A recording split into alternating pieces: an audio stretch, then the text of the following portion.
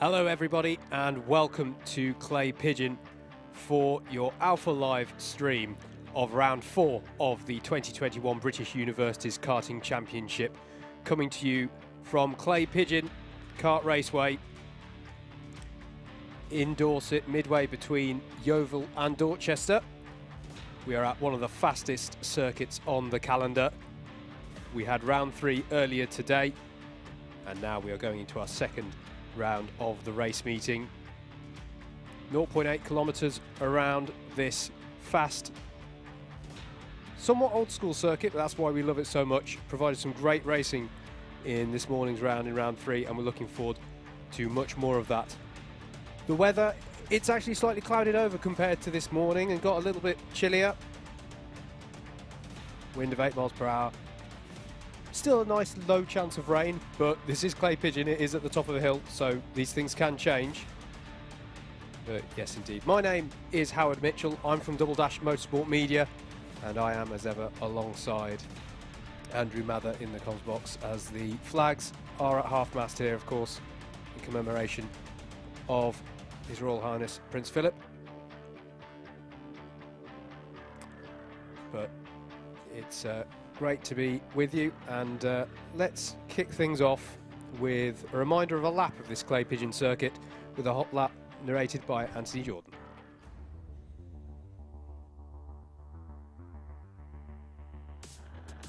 Welcome to BUKC for round 1 of the 2021 season. Let's go for a lap here at Clay Pigeon.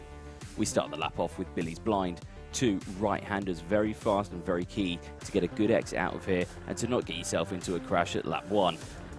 Track position is vital here as you want to get a good line now through the next section of the S's. Single file through here, not much chance of an overtake, but I'm sure we'll see one on the first lap through here. We then head down the Sturmy Straight, very fast down here into the braking zone of Hans Hairpin. Slightly cambered corner this one, but you've got to watch out for someone to send one down the inside. Get in that switchback move, being on the power nice and early as we then head into towards the Horseshoe. Again, quite cambered through this one, very fast entry, tight on exit, and you want to get a good run out of here as you then head into the very fast right-hander of Buttons, the penultimate corner on the circuit, and then Top Bend. Again, another very fast corner, also doubles up as the pit lane entrance. Now again, bring the car over to the left-hand side, clipping that apex on the right, bring it again back over to the left-hand side. Now watching out for anyone who could potentially get a slipstream on you here as you head down the start-finish straight past the clubhouse to finish the lap here at Clay Pigeon.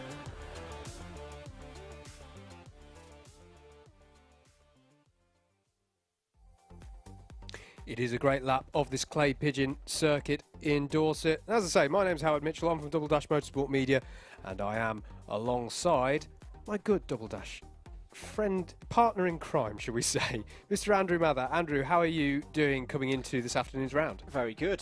This morning's racing was just what we come to expect from BUKC round this particular circuit. Fast, frenetic, close. Race 1 in particular, I think, is an early contender for Race of the Year, but well done to Loughborough, of course. They now have a really commanding position in this championship. We will be at the halfway stage after this 4th round of the season. Loughborough on 180 points out of a possible 180. Can anybody stop them? That's what remains to be seen this afternoon. Absolutely. Let's cross down though to the third member of the team who will be taking you through the action this afternoon. Down on the grid, as ever, Mr. Jacob Harris.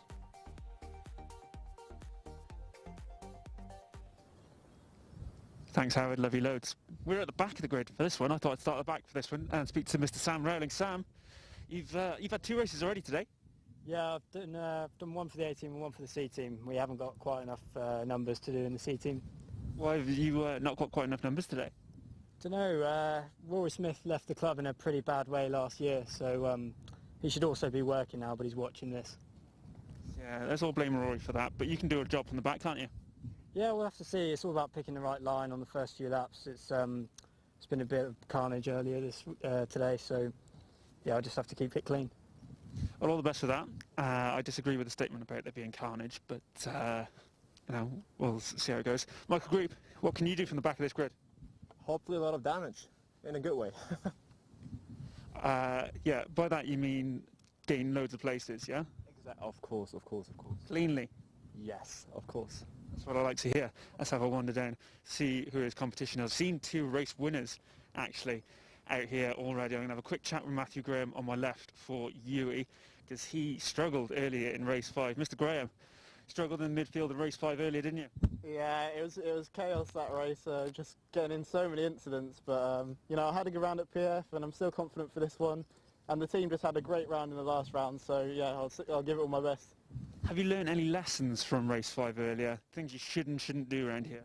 I'll attempt not to get hit by somebody else, but I'm not sure I can learn from that, to be honest. Just stay out their way, really? Yeah, pretty much, yeah, I'll just dive out the way of everyone and let them through, I reckon. Yeah. Good man. I'll look forward to seeing how that goes. Not too confident. Sam Gerrard was in the mix for a race win earlier. Sam, middle of the pack, how are you going to do here? Hopefully that one place better than last time, really. Second on track, so yeah, hopefully get the win this time.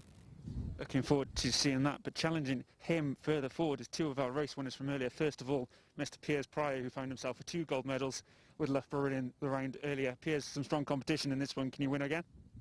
I think so. Solid. Thank you, Piers. And just quickly, Jensen, can you win? Yeah. Jensen Brown can also win. He won a race earlier today as well. So that's Piers, Jensen, a number of solid drivers in this one. Andrew and Howard, up to you in the comms box for race number 1 of round 4.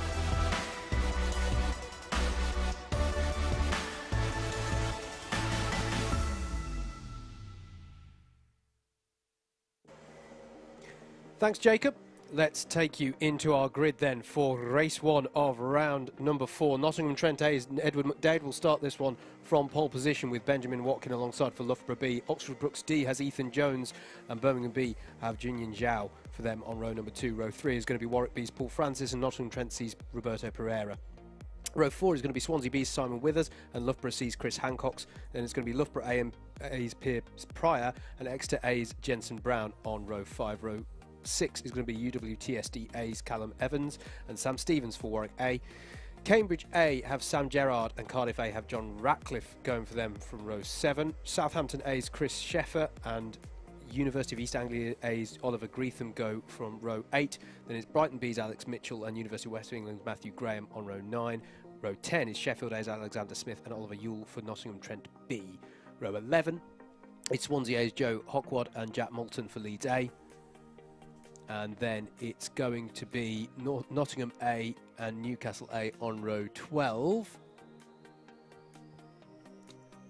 Row 13 is going to be Brooks A and Leeds B with Imperial A and Birmingham C on row 14. Row 15 and rounding out the top 30 is going to be Manchester A and University of Wales Trinity St David B. And then on row 16 it's going to be Brighton A. That's going to be Ezekiel James at the wheel of that one. Sam Rowling is in the Birmingham A kart, although they may have swapped some drivers around there actually to make sure that they're eligible for points in the right races. Yep. And that is rounding out your 32 kart grid. Apologies for some of the drivers' names I missed out there. It's because we haven't got the practice laps, so we just want to make sure that we get through the whole grid in university names at least, because as you can see, they're already getting ready to go here. Here we go then. BUKC 2021, round 4 here from Clay Pigeon is go. Race 1 gets away with a clean start from those on the front row of the grid. Down into Billy's for the first time. The pole sitter has gone round. There's going to be a real cluster as they go through the first couple of corners. Will this get flagged as a restart? No, it is good. So far. So there is a threshold number of karts off to call a false start, and it wasn't reached there. So unluckily for the number 10 of Nottingham Trent A, that is not the start to the round they wanted. Benjamin Watkin leads for Loughborough B as they come through the crown, but Loughborough A's Piers Pryor, who started 9th on the grid, is about to try and go down the inside, I think, into Top Bend. And I think we're going to finish this lap, mate, with a Loughborough 1-2 here as they stream their way through the Top Bend. Here at the top part of the circuit is Piers Pryor, who leads for Loughborough A ahead of Benjamin Watkin of Loughborough B. Well, green start. Well, this really is getting ominous for the rest of the field now. Loughborough A, if you missed this morning's action, of course, we weren't able to stream the 2 rounds at PFI. Currently, 3 from 3 in terms of round victories so far this year, maximum number of points. Struggling to think, Howard, of anyone who's ever done 4 in a row. This would be a very good way to try and start doing that if Piers Pryor can lead from the front here. Absolutely, that would be an extremely impressive start to a season. I don't want to say it's unprecedented. I'd have to go back through the record books for that one. But yeah, very impressive start as they're going side by side through Top Bend. There's Nottingham Trent C and Exeter A in the number 3 kart. Exeter with a very strong effort this year as Cambridge A goes down the inside of Loughborough B there. So that is a change for second place. And Sam Gerrard gets himself up into second place now in the race in the number 5 Cambridge A kart. Good scraps going on up and down the field already at this early stage of proceedings. Everyone now tuned in with this Clay Pigeon Raceway circuit after the racing this morning in round 3, which you can go back and watch if you're watching us live there. Don't do that now. Stick with us here for round 4 and the rest of your Friday afternoon. Don't forget though, you can go to live.alphatimings. There's a black flag for Loughborough C. You can go, so not quite good for all of the Loughborough karts right now. You can go to live.alphatiming.co.uk, click on British University's Karting Championship and see a full live timing screen. It's like your timing tower on the left-hand side there, but expanded. Complete with a driver tracker, by the way. So if there's a particular driver who you want to follow their progress in the race, go to that link, live.alphatiming.co.uk/BUKC, and you can select their little number card next to their names. There's a spinner down at the hairpin, and you can follow their progress around the circuit. And yeah, so recommend doing that if you have a spare screen or monitor free wherever you are watching us from. Sam Rowling here in the blue helmet and the black suits has had a very good start for Birmingham A. Started from the back of the field, was in contention for the race, winning race 1 of round number 3 first thing this morning. He's already now up to 17th place. Very good performance from the Birmingham driver. And apologies, he is absolutely eligible in this one, isn't it? Yes. This one that they want to be eligible. They've sorted their administration this time round. Yep. From round 3 this morning, you are only eligible, if you see repeat drivers, you are eligible for points in the first team you compete for. So if they've had some problems getting a full C team, say, for the university, you want to compete in the A team first, because that's the team you want scoring the points. Fair play to these teams, as there's a good little battle going on there. That was the University of East Anglia, who are really impressing here. The first streamed opportunity. There's the 24th Newcastle A, gets a little bit on the grass there, trying to put a move on Leeds A. But what I was going to say is we should dot our caps to these teams. It is not easy at the moment to logistically compete. Oh, tyres have gone. Tyres have been taken out by somebody. JV's got his eye on who that was. We see him on the radio. That's going to be a penalty coming for somebody. Yeah. But yeah, just want to give one final acknowledgement that you know, these teams would usually perhaps stay in a hotel the night before. Not able to do that at the moment under the current restrictions in the United Kingdom for the coronavirus. So, you know, a lot of teams have had to get up very early this morning for the drive. As side by side goes University of East Anglia A and Sheffield A, and I think he's going to be able to do that round the outside of Billy's blind. No, it's going to go three wide into the S's because the 17 of Southampton A is getting involved as well. I'm very impressed they all navigated that, and Oxford Brooks A there in the number 2 car looking to pick up the pieces. Good little battling here, so long as they don't move around too much in the braking zone for Hans Hairpin. So you've got Oliver Greetham out there at the moment for the number 54 kart. New driver to this level. One of our promoted teams are UEA, performing very, very well at this level. He's number 24, Newcastle A, who had a very mixed morning. Ollie Underwood out for them at the moment. Michael Grieve in the red suit, the grey and red helmet for Manchester started to come through the field as well. Down into Billy's blind. This is the penalty for Brighton A. The number 17 of Southampton A, Chris Sheffield, running a bit wide there, and it's now the number 2 of Oxford Brooks A, Daniel Burgess, very experienced driver, now working with Sam Rowling, Birmingham A, to 9th and 10th respectively. It was a costly moment as well for Southampton A because they've put themselves back to 15th place behind the University of West of England A. Yes, do bear with us as we get used to University of East Anglia, often shortened to UE, and University of West of England, often shortened to UE. We're doing our best, folks. We're going East Anglia, or UE Norwich and UE Bristol. We'll get the idea. We'll get there. We'll get there. Here is the number 19 of Warwick A in 3rd place, currently with the attentions of Brooks D with them. Warwick A with Sam Stevens at the wheel, who put in some very good driving performance for them this morning. And who's at the wheel of the Brooks D kart in this one? It is Ethan Jones. at the wheel of that one. Very impressive as always, the Oxford Brooks, the Formula Brooks efforts. A new batch of drivers in for this season, blooding them in for future assaults on BUKC titles in years to come. They're always a factor at the front end of this competition. One of the few squads as well where we can often see the Brooks B team. Very often you'll see all these universities who are fielding multiple teams, and by and large the A team is the premier team. Yeah. Not as in premier class necessarily, you could have multiple teams within that subclass, but they're the forerunner in the squad. The one given preferential treatment. Indeed. The focus. Indeed. With Brooks, very often there's been parity between that A and B team, such that they can actually mount a 2-kart challenge for the championship, and there's relatively few squads who've got that depth of experience and talent to do that. As there's a contact warning for the University of the West of England A. Loughborough A lead this race. Piers Pryor, nearly 2.5 seconds to the good on Samuel Gerard in that number 5 Cambridge A kart. Both of those drivers had good innings this morning in round number 3. This is the second of 2 rounds of the 8-round British Universities Karting Championship for 2021. Running a little later in the year than convention, as Sheffield A there was having a little look at Newcastle A, but didn't quite pay off as they went through the left hand of the horseshoe. Keep your comments coming in on the YouTube stream. We're keeping an eye on them. Hello to Callum Brule. I'm going to say it, formerly of Warwick and Cranfield University, has said that Sam Stevens just really likes Clay Pigeon, and he definitely does. He's up in 3rd place at the moment in the Warwick A number 19. And he's gone from 12th place on the grid, so that's some great progress from Sam. Good move we've just seen here from Southampton on a bit of a recovery now, getting past Sheffield A. That's over 15th place. New fastest lap of the race, a 40.805 from Piers Pryor at the head of the field. We're looking here at the battle between University of West of England A and Newcastle A. Over 12th place, 25 versus the 24.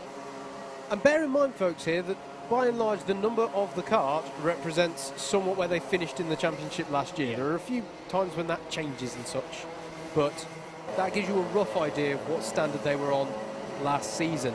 It's a university championship. There is naturally a lot of cycling of drivers as they graduate and all that. There's a change of position there, with University of Wales Trinity St David B getting by Brighton B for 17th place. But not so much rotation of drivers this year, because with all the disruption that there was to the 2020 championship, you are eligible to still compete even if you graduated last year. That's a nice allowance that the organisers have made this year, because some drivers had what would have been their final season in the BUKC so disrupted last year. So it's a nice gesture, nice decision that, I think, by the organisers. And also the other side as well, obviously a lot of freshers fairs and recruitment periods of the year. Yes. As someone who was a former captain of one of the clubs to my right, will tell you that September, October is a huge period for recruitment of new drivers. Oh, yes. And every single team in the country simply wasn't able to do that. Now, there are some new drivers here. Great to have them on board, but not in the same number as perhaps we would have in previous seasons. Very much so. Still a good battle over 3rd place here. Sam Stevens in that Warwick A kart, defending against Brooks D and Ethan Jones, as there's a penalty for Manchester A. Did I just see that? That's for advantage by contact, bumper pass indeed, which will mean 4 positions docked from wherever they finish in the race. Now, that penalties came into play a fair amount this morning. We had a fair few race leaders who collected cones, which is a 1-place deduction. And by the way, sometimes a cone penalty can be applied if you hit tyres. Yep. So through the S's that we're about to see this 3rd place battle go through, if you tag the tyres on the inside of it, didn't actually catch it that time around, but there are some tyres on the inside of that corner. If you catch those, that will also count as a cone penalty. So was that another penalty for Manchester, or just a repeat showing? Bump Yes. and pass, that's 4 positions for them. There's also been a black flag shown to Trinity A for an ABC takeout. So 9th place will no longer be theirs in a few moments' time when they come into pit lane. Hello to Greg Smith, who's cheering on Cambridge, doing very nicely at the moment, having one of their strongest BUKC seasons in a while. Currently 2nd place in this race. The gap 2.9 seconds to leaders Loughborough. Yellow flag out for replacement of the tyres. Looking a little bit further back in the field here. Here coming out of Top Bend is the battle, I think, from about 17th down. Yes, indeed. I'm inclined to agree with you. University of Wales, Trinity St David B in the 38, 34 of Leeds B, the 35 Brighton B, Nottingham Trent A in the number 10, and Leeds A in the 15. Continuing a bit of a pattern here that we've seen throughout the season of Leeds A and B. Leeds B perhaps being bolstered. I've spoken to the team. They are prioritising Leeds B. Yep. You know, they are very keen on that clubman title. Yes. And focusing their efforts on that one. And Leeds A is in the Prems, but you know, being given as an opportunity for people to experience driving in a Prem field as opposed to necessarily full out competing for it. Now, Jensen Brown has caught onto the back of the third place battle and is immediately struck there at the Hans hairpin. He's got, in fact, that's multiple changes there because Brooks D was ahead of Warwick A anyway. So all change in that battle over third place. It is now Brooks D ahead of Exeter A and Warwick A. That's now the order. It'll get confirmed on your timing tower as they cross the line. Jensen Brown in that number 3 Exeter car. Race winner from this morning. Took a win in race number 3 of round 3 that we held earlier today around this Clay Pigeon Raceway. Yeah, in terms of the scorings and how it all worked out, there were a lot of ineligible drivers in the final race. Exeter A did get a podium. They did take third place in the round when all the points shook out, and considering they weren't at PFI, I think that's a pretty good result in the circumstances because they've had very little practice leading into this season. They haven't had a qualifiers to, you know, get rid of the race rust first thing. There's a bit of change there as well as Jensen Brown has gone past. He's now up to third place. He's got ahead of Oxford Brooks D. It's a real shame Exeter weren't at PFI, and they still may be a factor in the championship. The trouble is they've now used up their drop scores. 2 out of the 8 rounds across the course of the season get disregarded. Obviously 0 points, 0 points. That will be it for Exeter. They've got to pretty much have a perfect season from here on in. They're giving it a very, very good go. I've been very impressed with them. Yep, indeed. They just put a lap on the Birmingham C car, number 45, on this tour of the circuit, so that wasn't a change for position that we were seeing. But actually, yes, there was a change of position because Sam Stevens got by, and now he's going for third place on Jensen Brown, and he's going to outbrake himself. He's going to run wide, and that's going to open the door for Ethan Jones, and there's a bit of a touch and an acknowledgement from both of them.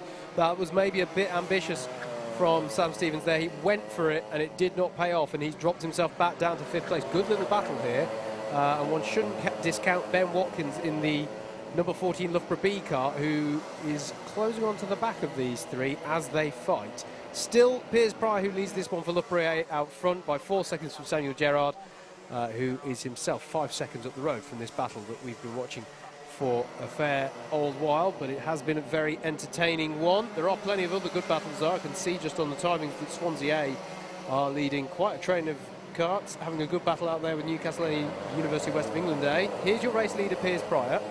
Just to say as well, I mean, you read the mark, because Joe Hockwad is having a great drive here for Swansea A. He's pulled his way up from 21st on the grid, as I say, into the top 10 now. And again, Swansea A were another team not able to get to PFI last week. And good to see a continuation of the Swansea form that we saw last season when they took a big step forward and solidified themselves as a Premier team. Clearly, from the showing this morning, that was not a flash in the pan in the 2019-20 season. Yeah, absolutely.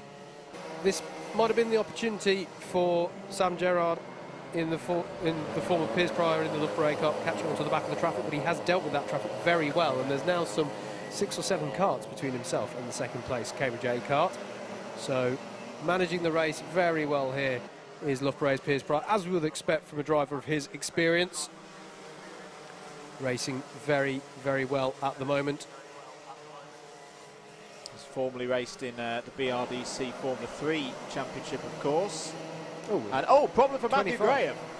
The 25 is in trouble and has pulled off, just coming up to the horseshoe. So Matthew Graham has had a tough day, and it's just got even tougher. Yeah, University of West. Off our cameras, just keeping an eye on it out of our commentary box window, but unfortunately 12th place, or was 12th place, number 25, is out of the race. Yeah, University of the West of England A, that is for people supporting that union. You can see it dropping down your timing towers on the left-hand side of your screen. So that is UEA dropping out of 12th place to be replaced by UEA in the form of East Anglia. This is the battle between Swansea A and Newcastle A. Good little battle going on between two of our Prem teams. Two classes at play in the Mains Championship. The Prem teams denoted by their red number plates and the black plated Clubman class. All scored together, but silverware, podiums and ultimately a championship available in both subclasses. So Matthew Graham's cart is rolling again, but is being pushed back by the pace cart. And thank you to Adam Sears earlier, who gave thanks for pusher cart dutying last week. I can now say from experience, this ain't easy. No. This is not easy. But a driver of Matthew Graham's experience doing exactly the right thing there, just keeping to the outside, keeping off the racing line, and yeah, he's going to be recovered back to the pits there.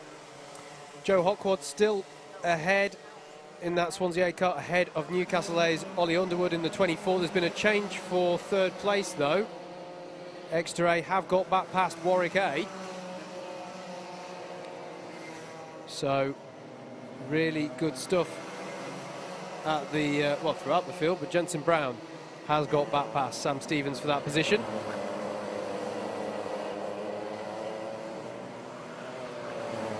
There is University of East Anglia A, we saw briefly there, with Oliver Greetham at the wheel in the number 54. Very impressive, making their debut this season in the Mains Championship. For those who are unfamiliar, there is a feeder tier to the BUKC into this Mains Championship. So you've got the Prenders and Clubman's classes within the Mains, and then you've got the Intermediate Championship. And we also have a Rookie Cup series of races. Not a fully fledged championship, because the idea of the Rookie series is to get your racing license for the BUKC. So we do have a licensing system. In fact, we have two licensing systems now, because this is the first season of the BUKC being endorsed by Motorsport UK. So all of these drivers now have a KX Motorsport UK license.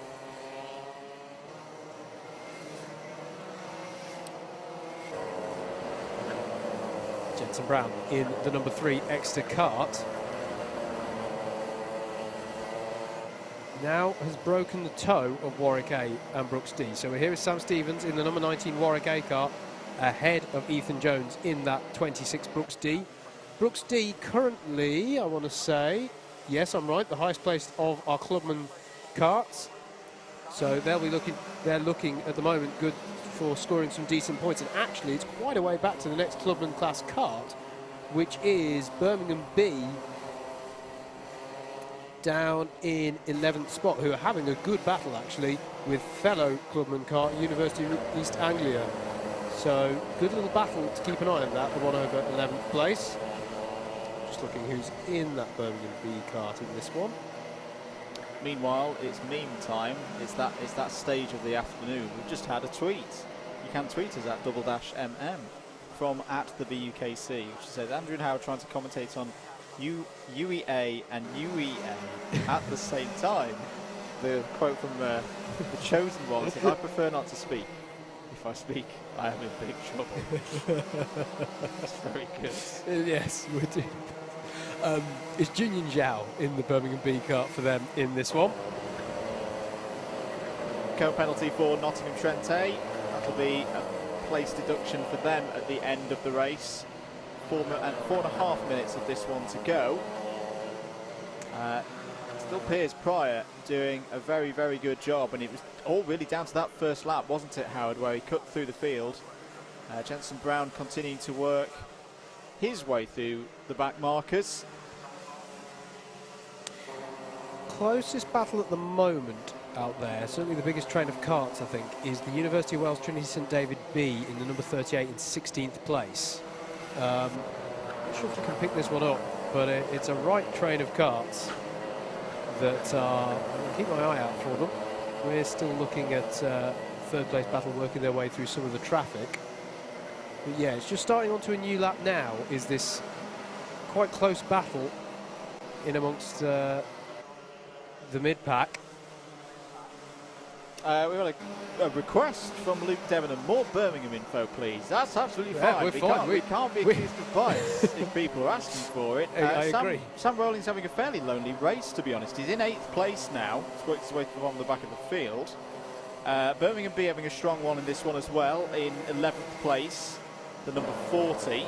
As we continue to have a look here at number 44 of Nottingham Trent C, currently down in 26th position. Yeah. Fighting with Brighton A just behind them. It has actually just been a change on the Birmingham front, because East Anglia have just got by Birmingham B for 11th place, and that is 2nd place within the clubman class in this race. So they're in that battle right now, getting themselves off to a decent start in the clubmans are Birmingham B and Jinyin Zhao.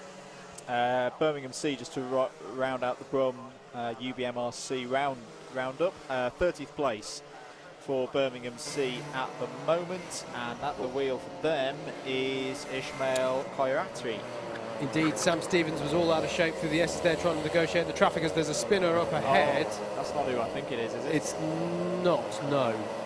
I don't think that was Mr. Moto Meerkat, if that's what you were thinking. I'll double check that on timing, but... Well, coming round now, it was the number 50. No, it wasn't. It was a Swansea kart. Oh, there we go. That'll please you. Good Welsh rivalry there. This is Piers Pryor coming up to lap Nottingham A in 19th place. It really is an impressive drive here from Loughborough A. Yeah, obviously I was trackside for PFI last week. This is going to go in the sub-zero category, I think, of dominant victories if Piers Pryor can see out these last 2 minutes. There was one in particular last week that wowed me, which was Rory Smith for Birmingham in one of the round 1 races. But this has been a different race in a way, because as I say, Piers did most of the work, the hard work, on lap 1. To get into the lead and not look back. He's not had to, fight his way through to this lead. But 8.5 seconds. That's having just gone through a load of traffic. You don't see that size of lead very much in these 25-minute BUKC races. Agreed. I do want to give a shout out though to ever the Loughborough rival in the BUKC, because Brooks A didn't have the best morning earlier today. And Dan Burgess has done a good job to get that Brooks A car up to 6th place. We haven't been able to mention it much so far, but he's been a stable pair of hands for them there, getting them up to 6th place thus far from 25th on the grid. So getting perhaps off to a slightly stronger start for Brooks A here. Yeah, and I do genuinely hope the Brooks A team can take this fight to Loughborough. Because, who's that off? Just coming out of the S's. Quite make out the number from our clubman runner. Yeah, it is a clubman runner with the black board, and that's the gesture of no. This can't no go. Hey, that's a brave driver to make that gesture in the direction of John the guy who runs the Club 100. What have you done to my car, students? It is the last lap of the race. By the way, fantastic headwear from JP today. I think that's a Glenny Gores hat that he's got on. Here's your fight over 18th place. Nottingham Trent A versus Leeds A, but this is the driver that we need to be focusing on. Piers Pryor, who's going to take another victory for himself and Loughborough A in the British Universities Karting Championship. Just seems to get better and better with age. And I do hope we can see Piers racing for many years to come. I think he'd be a pretty good driver in the Club 100 Sprint Series if he ever came across, but there is a nod of the head. There is another victory for Piers Pryor and this dominant Loughborough A team, who are having a fantastic 2021. 2nd place across the line now comes Cambridge A, another very good result for them. Exeter A in P3. Jensen Brown following up his race victory earlier. Warwick A, Sam Stevens, fantastic 4th place for him. Ethan Jones, a very strong run to 5th place there for Oxbrook's D, ahead of the A team, with Daniel Burgess driving from the back of the field. Another very accomplished drive from Daniel Burgess. Not the first time that we've said that in this competition. Loughborough B in 7th place. Benjamin Watkin takes some good points for the number 14 Great drive from Sam Rowland from the back of the field, takes 8th place for Birmingham A's number 13. Swansea A, another top 10 for them. Joe Hockward can be very pleased with that one. 10th place for Newcastle A. A more solid score for them. Hopefully they can continue that through the course of this afternoon. UWE the ones from Norwich finishing 11th place. Birmingham B 12th, Manchester A 13th, Sheffield A 14th, Southampton A 15th. Trinity B, Leeds B, Nottingham, Trent A, Leeds A and Warwick B was your top 20. Cardiff A, Imperial A, Nottingham A, Trinity A and Brighton A were the next 5. Trent B and C, Birmingham C, Swansea B, Loughborough C in the top 30, Brighton B and UWEA wrapping out the field. UWEA, of course, having a mechanical issue. I feel duty-bound to inform people that it was the Brighton B kart that we saw stricken at the side of the road, and JV got it going again, and it did cross the line under its motive power. Just wanted to give that a shout out to Club 100. JV that his karts are broken. You're clearly wrong. Anyway, let's head down to the grid, because I believe Jacob Harris has a race winner in the form of Piers Pryor and Loughborough A.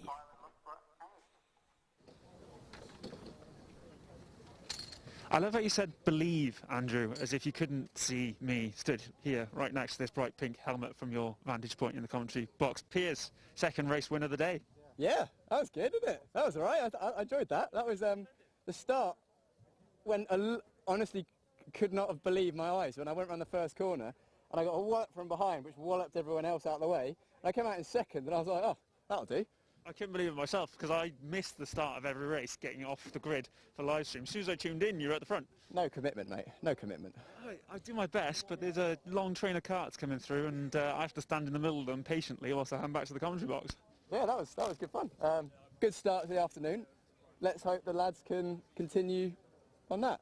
Yeah, well, they were discussing on commentary. We're not sure we've ever had a team win 4 rounds in a row, and I know it is very early days, but you reckon you got it in you this afternoon?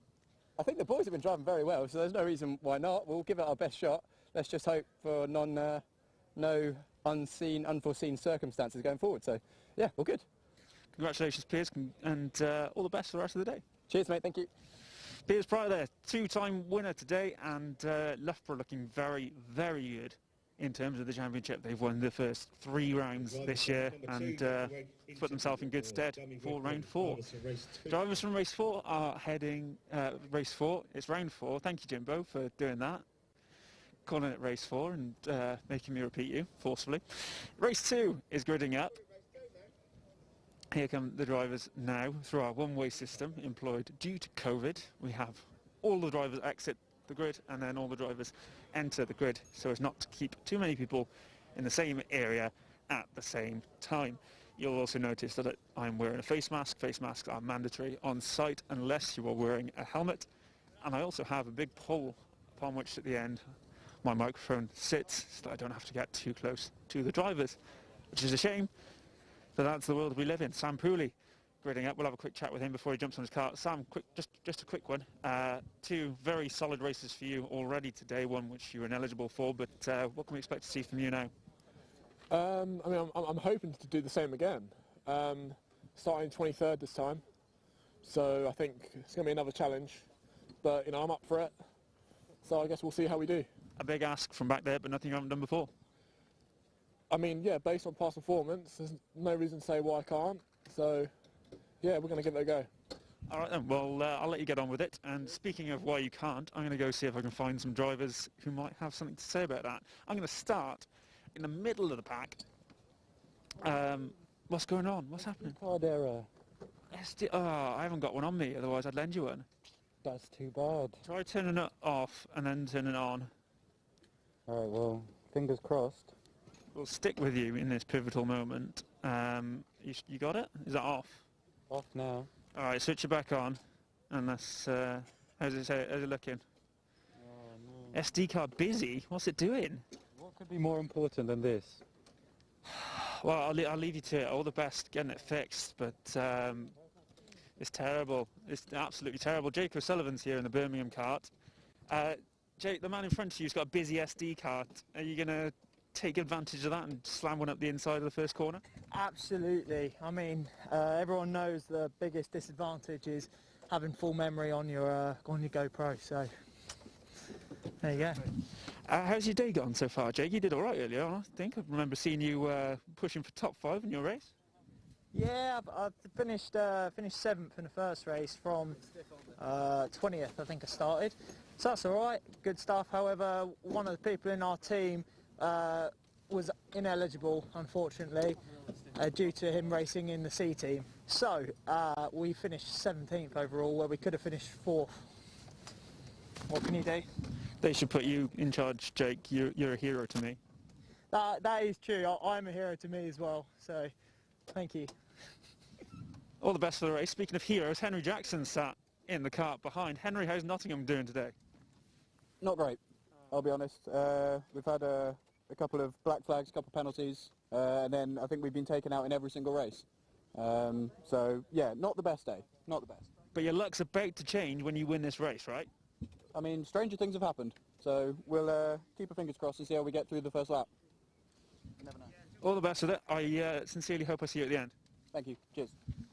Moving further back, we haven't had a word with anyone from Southampton today, but Pascal Pook sits fairly far back. Pascal, how far back are we here? 20th place, unfortunately, but have a good one. And where have Southampton been this year? Formerly a front-running team, you seem to have dropped off a bit. Yeah, I've not had the best of starts this season. Put on a bit of a lockdown weight, just trying to envision Kirk Langley a bit, just give him a bit of fun. But yeah. Where is Mr. Langley? Why has he gone missing? Honestly, I couldn't tell you why. I think I'm not even fully sure what he's doing right now, but he's probably still watching at home, no doubt. And I noticed Diego's not even here today. What's happening? Yeah, Diego's, he's always busy. He always misses 1 or 2 every season, and unfortunately it has to be this one, unfortunately. But he won here a couple of years ago. I don't know, the commitment in the Southampton team. Every single time he comes there, he wins, so he's well annoyed he couldn't make it. An absolute nightmare for the Southampton team. In behind Pascal is Sam Massey, I believe. Sam, second place for Cambridge. I think you're second place in the championship now, aren't you? Yeah, I mean, we're quite a long way behind Loughborough now, but pretty tight behind. But yeah, I think that's second. We've had a second, fourth, second, I think, so far. So we're just aiming to be consistent and get more of the same. And obviously Sam Gerrard doing quite well in that race, if not quite as well as Piers Pryor for Loughborough. Can you give a similar result for Cambridge today? Yeah, so I think this is our 3rd highest grid slot. So yeah, it's just about making progress forwards and being tidy, and from here, kind of top 5, top 10 is the aim, I suppose. All right, and Sam, thanks for talking to us. Another university I haven't spoken to today is Brighton, and we've got Nat Gollin sat in the cart here. Nat, how you doing? Yeah, good, thank you. Yeah, not too bad. How's Brighton's day going? Not too well, to be honest. Funnily enough, I did the best out of all of us, which is unusual, considering my weight, but yeah. All right, we'll cut that one short as Mr. Gollin fires up the engine. Race number 2 of the afternoon is about to get going, so we're going to hand back to the commentary team, Andrew Mather and Howard Mitchell.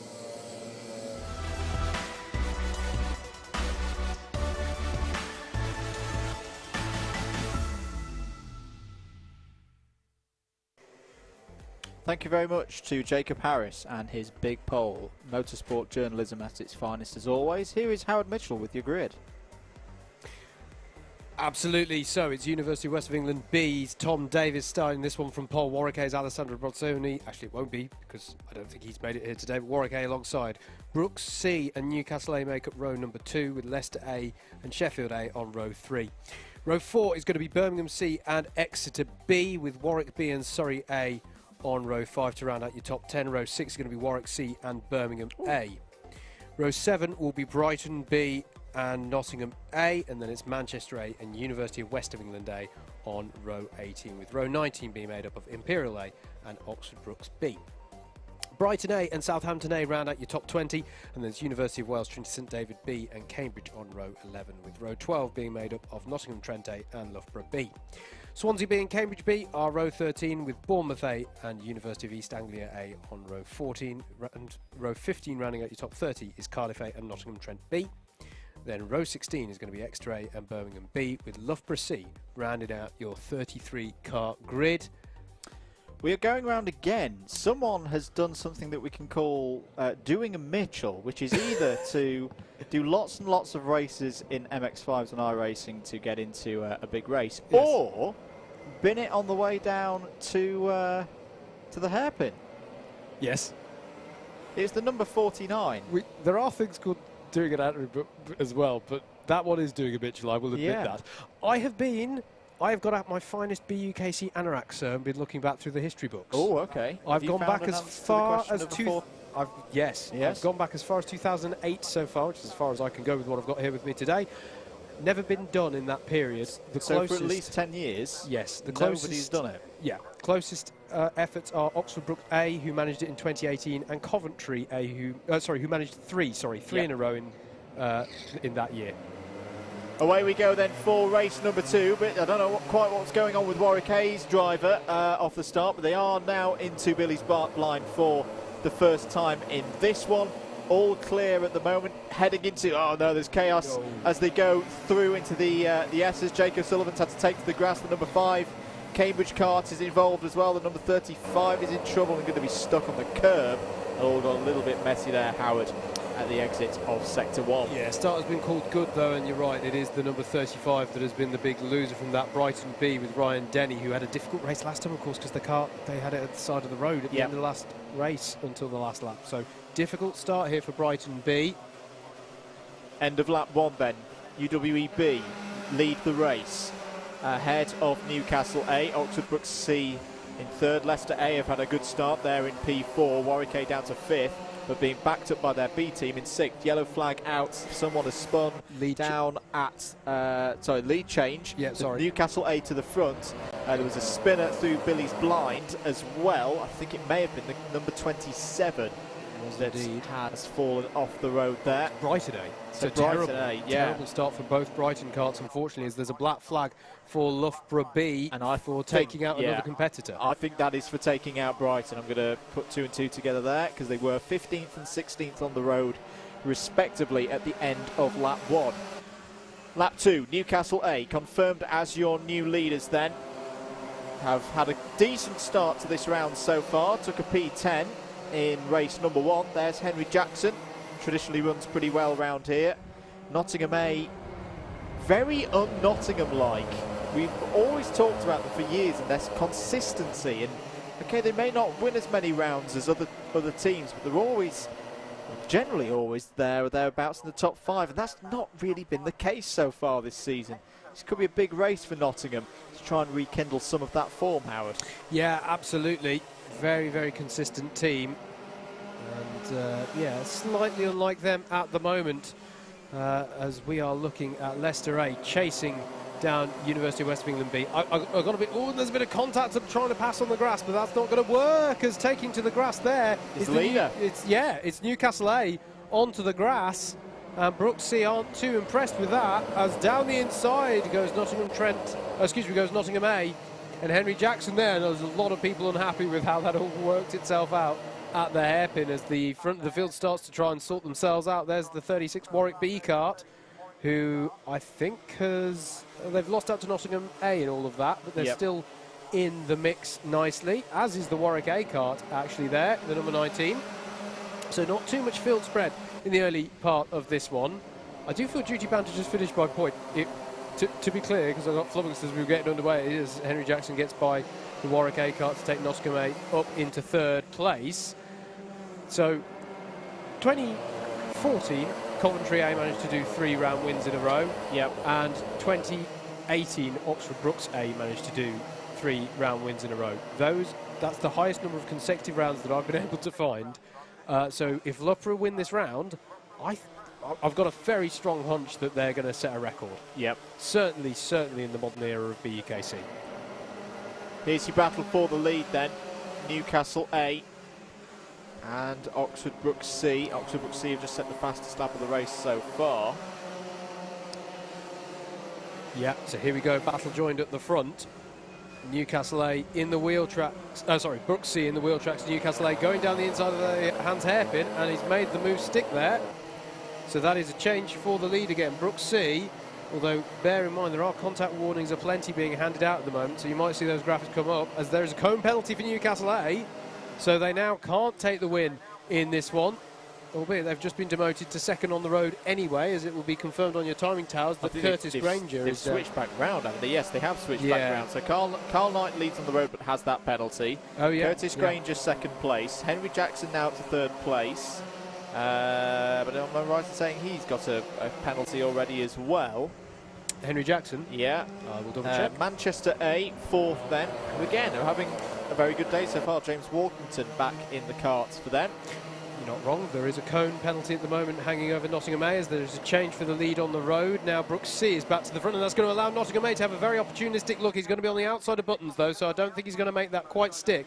But, yeah, it is BUKC at the front, which helps us as commentators because they're the only team who haven't got a penalty out of this top three at the moment. Newcastle A in second and Nottingham A in third, but trying down the inside of Billy's blind, and he'll have the inside line for the S's. Brilliant move from Henry Jackson.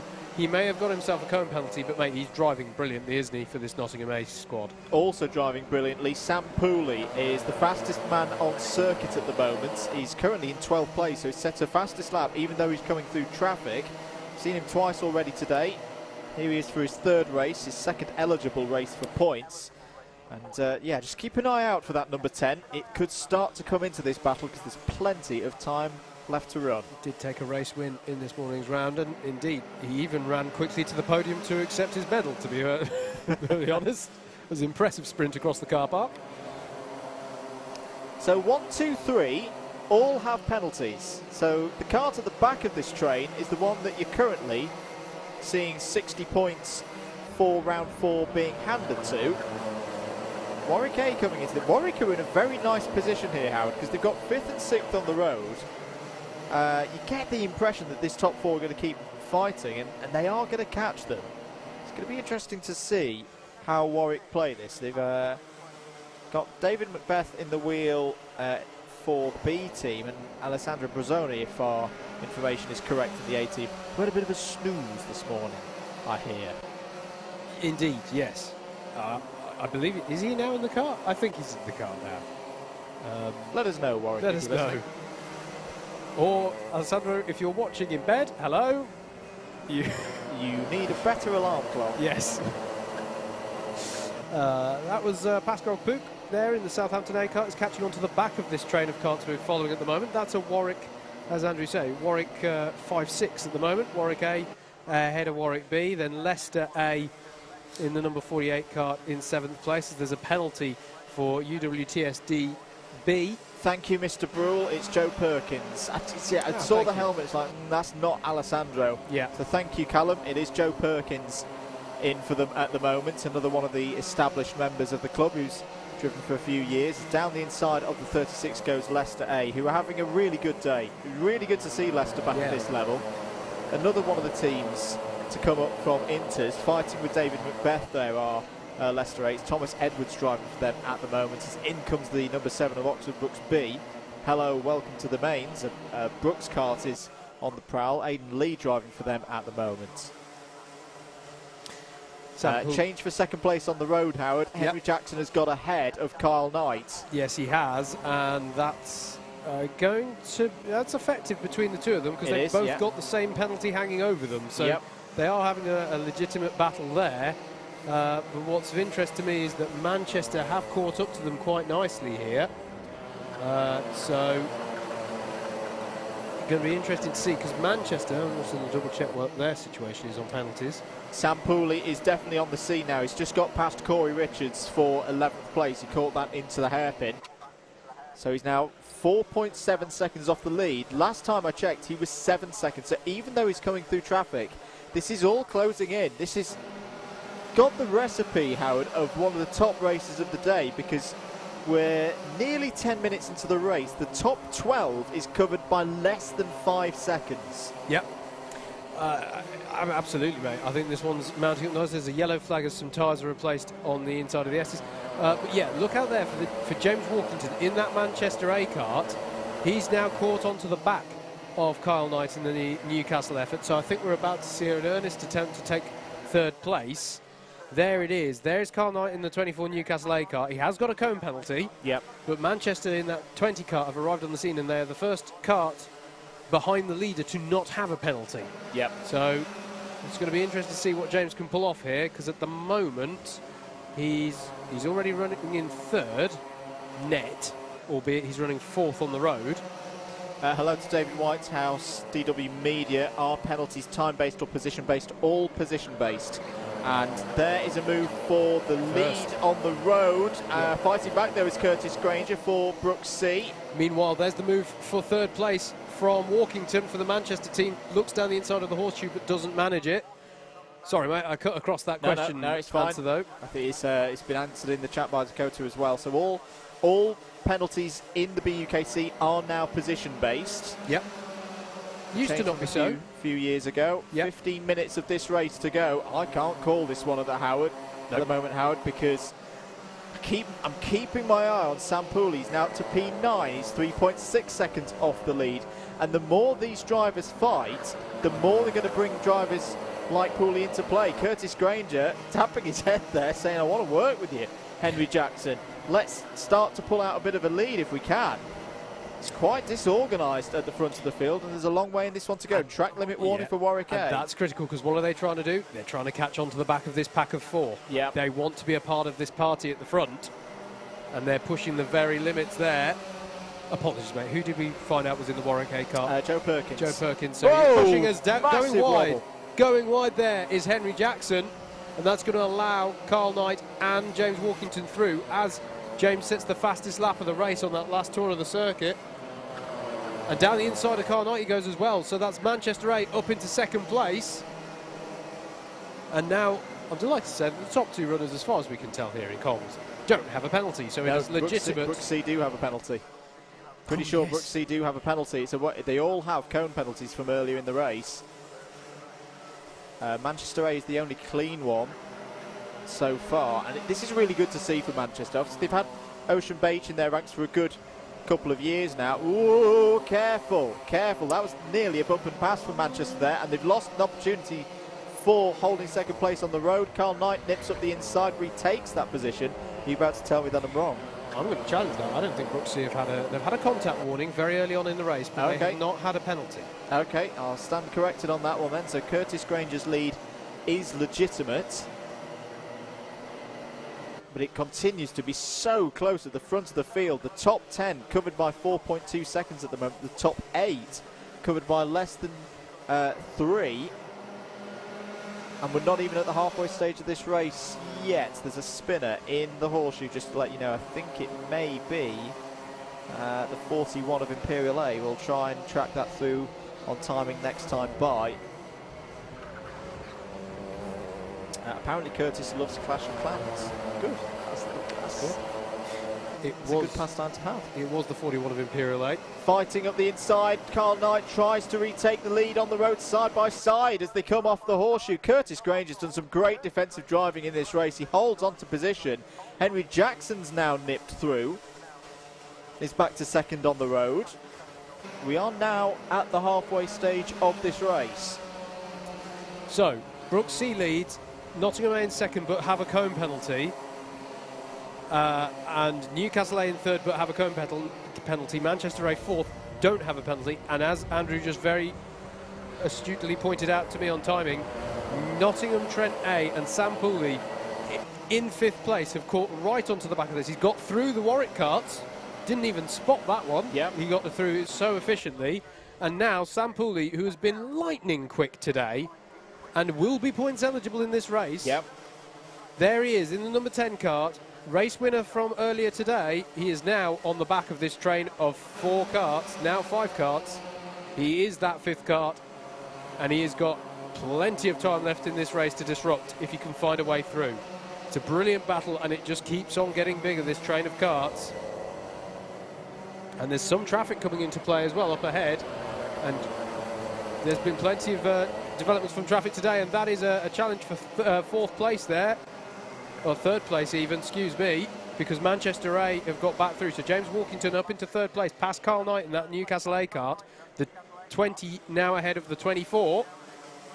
Sorry's Cristiano Segolo dutifully getting out of the way there. That was good sportsmanship from the driver in the number 49. 11 minutes of this one to go. Sam Pooley's now right on the rear axle of Kyle Knight as the Manchester A kart runs a little bit wide. Knight's trying to get up underneath into the S's, clips the tyres there. Ooh, didn't misplace them though, might get away with that one. Down into the hairpin, and here comes Pooley down the inside. Decisive move there on Kyle Knight. That's good for P4 on the road, and surely now with the time on his side, plenty of speed, Pooley can play this one. He doesn't need to take great big dives and 50-50 moves. He can pick and choose where he makes these overtakes, Howard. Absolutely. He's going to keep it Jackson on. down the inside. Jackson going for the lead on the road. Has he got it? Yes, he has. Nice move. But remember, it's still only on the road because he has a cone penalty hanging over him, as there's a similar one awarded to Birmingham B. So for the first time in quite a while, Curtis Granger doesn't have the lead on the road here. He's now under attack from the number 20. What a send that is! But they've made contact with another and run wide. Sam Pooley's through. Great driving from Sam Pooley there. Read the situation perfectly. The big send came from Manchester A. They both ran wide. And Sam Pooley with a little bit of a wave there. He knows the situation here, even with the penalty. He's going to want to get past that Nottingham kart. There's a little bit of personality here, of course. This is not just a Nottingham versus Nottingham based uni. Henry Jackson, of course, used to race for Nottingham Trent and is now trying to stop them winning this race. The Surrey kart is off again. It's been a dreadful race for the number 49. Now hear this, coming on to the back of these top five as they fight now, having cleared the Warwick karts as well, is Aidan Lee in the Oxford Brookes B kart. We always talk about the depth of talent that Oxford Brookes have. If people keep fighting in this top five, there are going to be two Brookes karts at the back of this wanting to make some progress. So that could be another element as we come into the dying moments of this race in a few minutes' time. And I do take your point, David Whitehouse, on the chat. It seems like there's a lot of inexperience. I think that's the surprise for me in this race, because there's not. You've got a former heavyweight drivers champion in there. Carl Knight's driven for a good few years. Curtis Granger's raced for a good few years. The only driver you'd say, has kind of the excuse of inexperience is probably James Walkington in the Manchester karts. Yeah. No, it's just broken very early, this fight, and they are going to start losing time. So look out for the number 7 kart emerging in the back of your shots as you're watching this on the stream, because I'll wager if they keep on fighting, they've actually broken up a bit now, the top 5, but they're still close enough that this is all going to get extremely tasty towards the end. Now we've got an intercity derby here between Nottingham A and Nottingham Trent A at the head of the field. At the moment they're working together, and they're working together quite nicely. They've got that gap now to Walkington in the Manchester 20 behind. They need to keep this going. So it's a friendly rivalry. Henry Jackson, who crossed the Trent divide a couple of seasons ago, was instrumental in the rise of Nottingham Trent as a team, and there it goes. So Pooley wants to lead from the front. Great pass. And goes through. Now can he pull away? You can see there's a back marker involved. The number 40 of Birmingham B is slightly in the way at the moment. It's Jackson attacking down the inside of Pooley. And you can see Manchester A and Newcastle A and indeed Brookes C. They've all got past the Birmingham B kart a lap down now, so the top 5 have rejoined them. There is Walkington down the inside of Jackson into the hairpin, but he's gone wide on the exit there. It's going to be side by side and onto the curb, and that's pushing the limits, I think, there for Henry Jackson. Just going, forcing the Manchester kart to use all of that curb. I think it was firm but fair in that instance, but now I'm not the one who makes that judgment call, remember. We'll see how race control think of that one. Brilliant stuff this here at Clay Pigeon Raceway. Race number 2 of round 4 of the 2021 British Universities Karting Championship.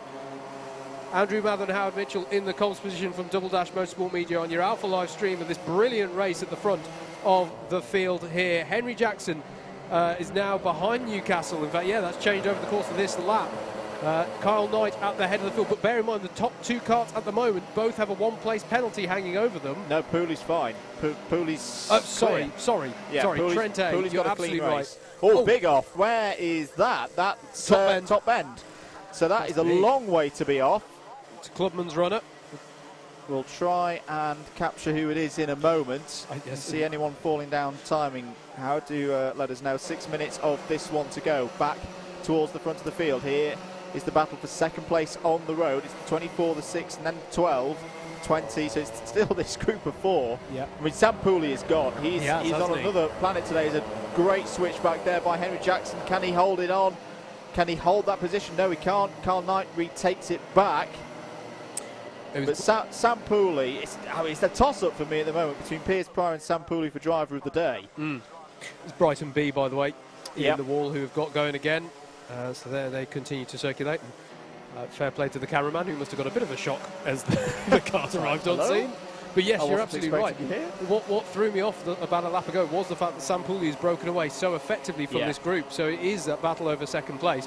But I stand by my comment in one sense. The 2 carts in second and third both have penalties hanging over them at the moment. That 24 and 6 cart. So it's still a good position for Curtis Granger in that number 12 BUKC and James Walkington in the number 20 Manchester. That risk that I was talking about posed by Brooks B and Aidan Lee hasn't quite materialised yet, but there's still 5 minutes to go as yellow flags are still out at top bend whilst they adjust the tyres after that Brighton B off. Pascal Pook's had a good race. The number 17 of Southampton A is up to 7th place. I agree. I think they're missing Kirk Langley a lot. Ooh, a bit of loading coming through there. And the number 12 trying to fight through. Curtis Granger side by side through the S's, boys. Oh, that's just about going to work. And Manchester A still watching all of this with probably the best seat in the house at the moment. That one got JV's attention through the S's. I bet it did. Penalty for Loughborough B. That's for ABC Bump and Pass. So 4 positions to be added to their race. They're not having the best at the moment. 28th spot at the moment for them, and that will be at least 4 positions less than that once the final results are calculated. 4.25 minutes to go in this race here at Clay Pigeon. You're watching live coverage of the BUKC 2021 Mains Championship. Can Carl Knight hold on for this second place in the road? So if I get my abacus out, Curtis Granger, once penalties are applied, will take that net second. Newcastle A will finish 3rd, 4th will be Manchester A, and 5th will be Nottingham A. I think. Yes, there's a lot of mental maths to do at the moment to keep track of this one, but it's a fantastic race. I just want to give mention, there's a good little battle happening further down the field from this as well. We mentioned how Warwick A were running strongly. Do you remember how they were running 5th and 6th? Yep. Leicester A and Exeter A have just arrived on the scene to sort of spoil that party a little bit, and they've got by. There's Aidan Lee still pushing in that number 7 cart. Here it is. Here is the battle involving Joe Perkins. It's a very good recovery drive, I've got to say, from the number 5 of Sam Massey, because remember, he was off on lap 1 through the S's, so to recover back into nearly into the top 10. Still the fight going on over second place with 3 and a bit minutes to go. As Jackson down the inside of Granger takes 3rd place on the road again. There's been a move. Birmingham A have got past Cardiff A for 14th position. So some decent scores being put in by both Cardiff and Birmingham so far in this round, which is what you want to do at this stage. Get the banker scores in before attacking later on in the afternoon. Sam Massey's recovery drive continues. He's now into the top 10. Less than 10 seconds off the lead as well. Sam Massey might be a little bit frustrated at the end of this race, because if he'd not had that incident on lap 1, I reckon he would have been right up at the sharp end of this field. He would have had the pace. As Jackson down the inside of Carl Knight is going to let him back through. Wise decision, but here comes Curtis Granger, who's read that perfectly. Very good. That is very heads-up driving. He saw Henry Jackson gesture to Carl Knight to say, I'm going to let you back through, mate, because I gave you a bit of contact there. Curtis Granger perfectly obliged to take that opportunity and go, yep, I'll nab 3rd place, thank you very much. And in all that confusion, Aidan Lee took 0.6 of a second out of these carts on that last lap. You'll see his orange helmet in the background of some of these shots now in that number 7 cart. There he is, just in the back of your shot as they turn into the Hans hairpin once again. Frenetic stuff here in the battle over second place. Carl Knight being challenged on the exit of the horseshoe, but I don't think Curtis Granger's going to find a way through there, and he's got to be careful because he's exposing himself to the attack from Henry Jackson in exactly the same place that he got by on the previous lap, but he manages to hold on now. New fastest lap of the race from Sam Pooley, 40.733. As you say, Andrew, definitely a contender for driver of the day there. But Carl Knight leads the battle for second place through. Still no opportunity there. And they've slightly broken away. Has Carl Knight and Curtis Granger. Granger goes to the outside. of the hairpin. Yeah, they've just slightly got some breathing space over the battle behind, which has now been joined in earnest by that Brooks B kart. Another great drive to mention. 8th place, Exeter A, number 3, Joshua Craft. We saw him get a win earlier. He's come from 31st on the grid, and is now P8. That is a fantastic drive, and again, could be very important in the context of this round. Absolutely. They've converted their back of the grid slot into some good points of Exeter, building for a challenge here in round 4. On the penultimate lap now for the leaders. It's some 5 seconds up the road that Sam Pooley is, but here is the battle to be watching. Granger back into second. No, correct himself there. Walkington up into third. Walkington up into fourth, though. Yeah. Or regains fourth, I think, because that's where he started the lap. Penalty for the University of West of England A. Corey Richards with that penalty. So here we go. There is your leader, Sam Pooley. He's checked out. He's 5 seconds to the good. Pending any disaster, he's looking good for your race win. That's what Kyle Knight needs to do. A personal best of the race coming on to the last lap. Here they are coming into shot now. Kyle Knight in that 24, the 12 for Curtis Granger. And I say, what can Aidan Lee do? He's now in touching distance, and Henry Jackson's feeling the need to go defensive. Is he is ahead of him? James Walkington goes down the inside of Curtis Granger. Manchester A trying to get past Brooks C, and he's made it stick, Andrew. That is a brilliant move there from Manchester A on this last lap, and there's Aidan Lee trying to get alongside Henry Jackson, but we've got to look further up the road because it's going to be a fantastic result for Sam Pooley to come across the line and take the win in race number 2 of round 4 for Nottingham Trent A. It's Newcastle A in second, but with a cone penalty to be applied for them. Manchester A finished third, Brooks C in fourth, and Nottingham A in fifth with a cone penalty to be applied for them, which means that Oxford Brooks B will benefit from that, finishing 6th on the road. Southampton A in 7th. Great drive from Exeter A, as you say, Andrew, finished 8th. 9th for Cambridge A. Perhaps a case of what might have been for Sam Massey there, as you say, had a bit of a drama at the opening. Leicester A in 10th, University of West of England A in 11th, but we did see some penalties for them. Warwick A battling all race long, came home in 12th in the end with Warwick B in 13th. Still solid hole of points for the Warwick squad there. Birmingham A in 14th.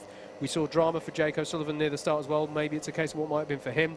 Cardiff A in 15th, University of West of England B in 16th, and it's University of East Anglia A in 17th. Trinity St David B, Nottingham Trent B and Cambridge B round out your top 20. Then it was Imperial A, Warwick C, Brighton A, Swansea B, Loughborough B in 25th, Exeter B, Loughborough C, Sheffield A, Bournemouth A and Birmingham B round out your top 30. Then it was Birmingham C, Brighton B and Surrey A, your 33 finishers in that race. There we go then. That was race number 2, and I think we might be ready to cross down to Jacob Harris to look ahead to race number 3. These drivers, thank you very much. Another win for Sam Pooley, pending the scales. He has to prove that he is of the minimum weight, and providing he does, it's a 3rd race win of the day for him, a 2nd eligible race win. Of course, you can only have 2 eligible race wins. He's just galvanized lead off his kart at the front of the grid. A titanic battle. Let's have a quick chat with Henry. Henry, you look worn out, and I'm not surprised. Oh, I'm knackered. I'm absolutely knackered. That was a proper elbows out battle. Yeah, good fun. Yeah, I mean, between yourself and Curtis in the Brooks kart, and I can't quite remember who's in the Manchester kart, really tough, and obviously Mr. Pooley forced his way through at some point as well. Yeah, I mean, he's just too fast for everyone at the minute. I tried to hang on to him, but as soon as you get back involved in a battle, he gets a second, and then you just can't catch him. So, oh well. Yeah, good effort though, and strong result from your place on the grid as well. Yeah, wasn't too bad. A good bunch of points, even though I got a cone penalty for being pushed over the cones in the hairpin. Like, the guy turned in on me and I got pushed over the cones, and then I got the penalty. I mean, is there no marshal there that can see that? I mean, that's just stupid. But yeah, whatever. Yeah, I mean, I don't get involved in the old marshalling, but good result anyway. Yeah, not bad. I'll let you jump in the queue. Sam, come and join me. I'm sure you'll be overweight with all that lead. I'm running out of things to say to you at this point, Sam. I'm with you. I don't really know what it is about today. Everything's just seemed to click, really. I can't really explain it. I thought you might have a job on your hands in this one. You got to the back of the front 5 at one point, which included Henry, Kirsch Granger, there's a Manchester kart involved, and a couple of others. And yet you stormed through it. Yeah, I don't really know what to say to that. Yeah, no, I caught them. I just kept my head down. You know, I know that Henry, he's a quick guy. You know, he was on my tail all through drivers' champs last year. So, you know, it wasn't going to be easy to pass him. And sure enough, he came at me again. But yeah, I think, you know, that bit of contact, perhaps gave a bit of a break. And then, yeah, that was that. A superlative performance all day. So yourself and Piers Pryor have both won 2 races, but you haven't come up against each other. If you did, you reckon you could beat him? Well, I mean, I've won 3 today. Yes, good point. But, you know, you're both going to receive 2 gold medals at the end of the day. Answer the question. I mean, we're both part of the Forza Performance programme. We both were at the front of drivers' champs last year. I think we'll be close. I think I caught him at PF and passed him, but you know he's good round here, so yeah, it'll be a good race for sure. And you've got another race coming, haven't you? Race 4, yeah. We'll see if we can find Piers a driver in that one, shall we? And see who comes out on top. I'd enjoy that. All right. Well, I'm going to let you go get weighed because I think the queue is nearly done, and hopefully you come in overweight. Congratulations on your win. Cheers. Thank you. Sam Pooley there, who I believe is the winner of that race. We're going to go over onto the grid in preparation for the next race coming out, and we're going to have a little look at the machinery that we've got on display here today. Let's have a look at this one here. Karts are being fueled at the minute. You can see that fuel tank just in there, sits between the driver's legs. The Birrell chassis used by Club 100, all new fleet of chassis this year, and the Rotax Max engine new as of 2 years ago, completely rebuilt over the winter period to ensure equal and fair driving here today at Clay Pigeon. Drivers are coming out now onto the grid to sit in these wonderful karts, and jumping in at the front is Mr. Lucas Sullivan. I'll have a quick chat with him as he's the keenest to get on the grid. Lucas. Good afternoon. How are you? I'm not bad, thank you. Yourself? Yeah, not too bad. How's your day going? This morning was led for about a while and then dropped back, so we'll try and do better this afternoon. How's Brooks doing in general? I know you got 4 teams, so that's a big question, but if you can summarise for us the day, what's happening? We've had some good races, we've had some not so good races, so bit of a mix so far. Hope to improve it this afternoon. Excellent. And where are we on here? 8th on the grid? 8th, yeah. You started near the front earlier on as well. Yes. How does it differ, a 25-minute race? Does it matter for you, the grid position, that much? We've seen a number of people come through the field in this one. Do you prefer starting at the front? Starting at the front, I guess, is always a benefit. If you can gap the field early on, then it's a lot harder for the field to catch you, but equally, as you say, it's a long race. There's a lot of good drivers in this field. They can equally come through and be trouble at the end. Well said, and yeah, I think you summed it up perfectly. I'll let you jump on the kart and finish putting your lead on. Let's go have a quick chat with Sam Johns. Sam, you're in this race? I am. Where are you starting? All the way back there. Oh, good job I came to talk to you at this point in time then. Can you go a bit better than earlier? Ooh, certainly try, as I said earlier, but be a bit of fun, won't it? Starting 33rd. Hopefully not bin it. Yeah, well, we were just talking with Lucas about the difference between starting at the front and starting at the back, and we've seen a couple of drivers today come right through the field. Have you got the overtaken mouse about you? Well, I hope so. Hopefully I don't get taken out by a back marker again, or just anyone in general, but I'll hopefully have a bit of fun in this one, to be honest. As long as you have fun, then you've won. That's what it's all about.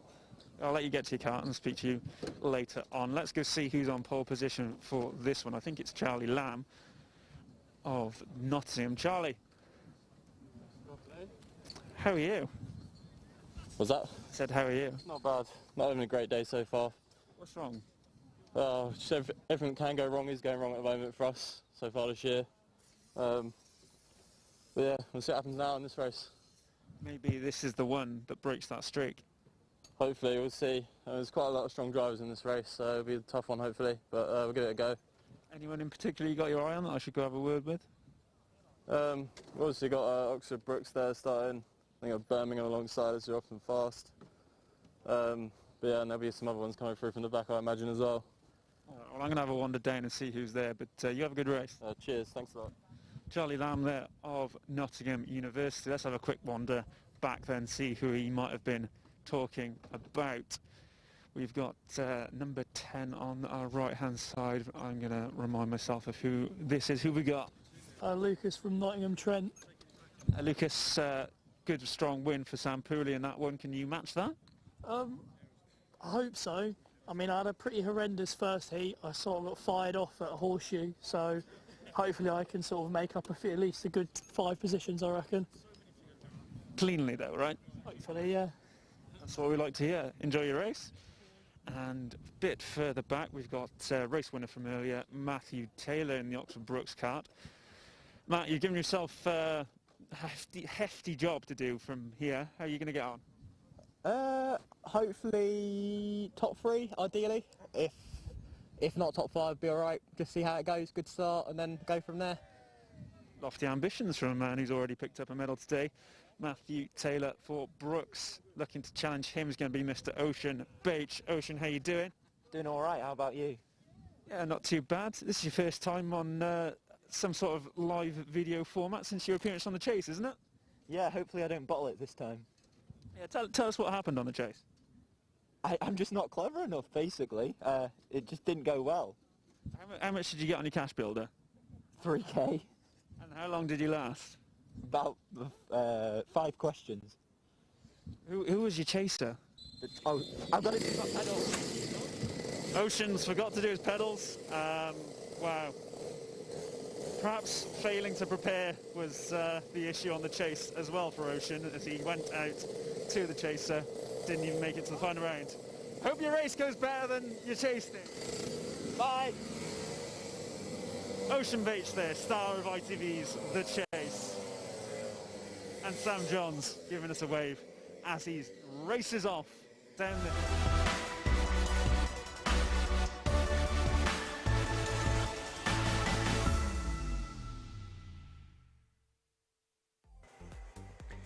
Let's take a look at your grid then for round 4, race 3 of the 2021 British University Karting Championship. We're going to try and get through it nice and quick. Nottingham A and Birmingham A are your front row, with the University of West of England A and Swansea A on row 2. University of Wales, Trinity St David B and Warwick C are row 3. Row 4 is East Anglia A with Brooks B alongside. Cardiff A and Nottingham Trent C make up row 5 to round at your top 10. Then row 6 is Swansea B and Nottingham Trent A. Cambridge B and Brighton A make up row 7, with row 8 made up of Brooks C and Bournemouth A. Row 9 is Sheffield A and Leeds B. Oxford Brooks A and Loughborough C round out your top 20 on row 10. Row 11 is going to be Birmingham C and University of West of England B, with Manchester A and Exeter B making up row 12. Row 13 is going to be Surrey A and Loughborough A, with Leicester A and Southampton A on row 14. Row 15 to round out the top 30 is Warwick A and Leeds A. Then it shall be Brooks D and Loughborough B on row 16, with University of Wales, Trinity St David A rounding out your 33 kart field. And we are good to go. Here we are then leading them away. It is Nottingham A and Charlie Lamb leading them down to the first corner. Can they get through cleanly on this first time through?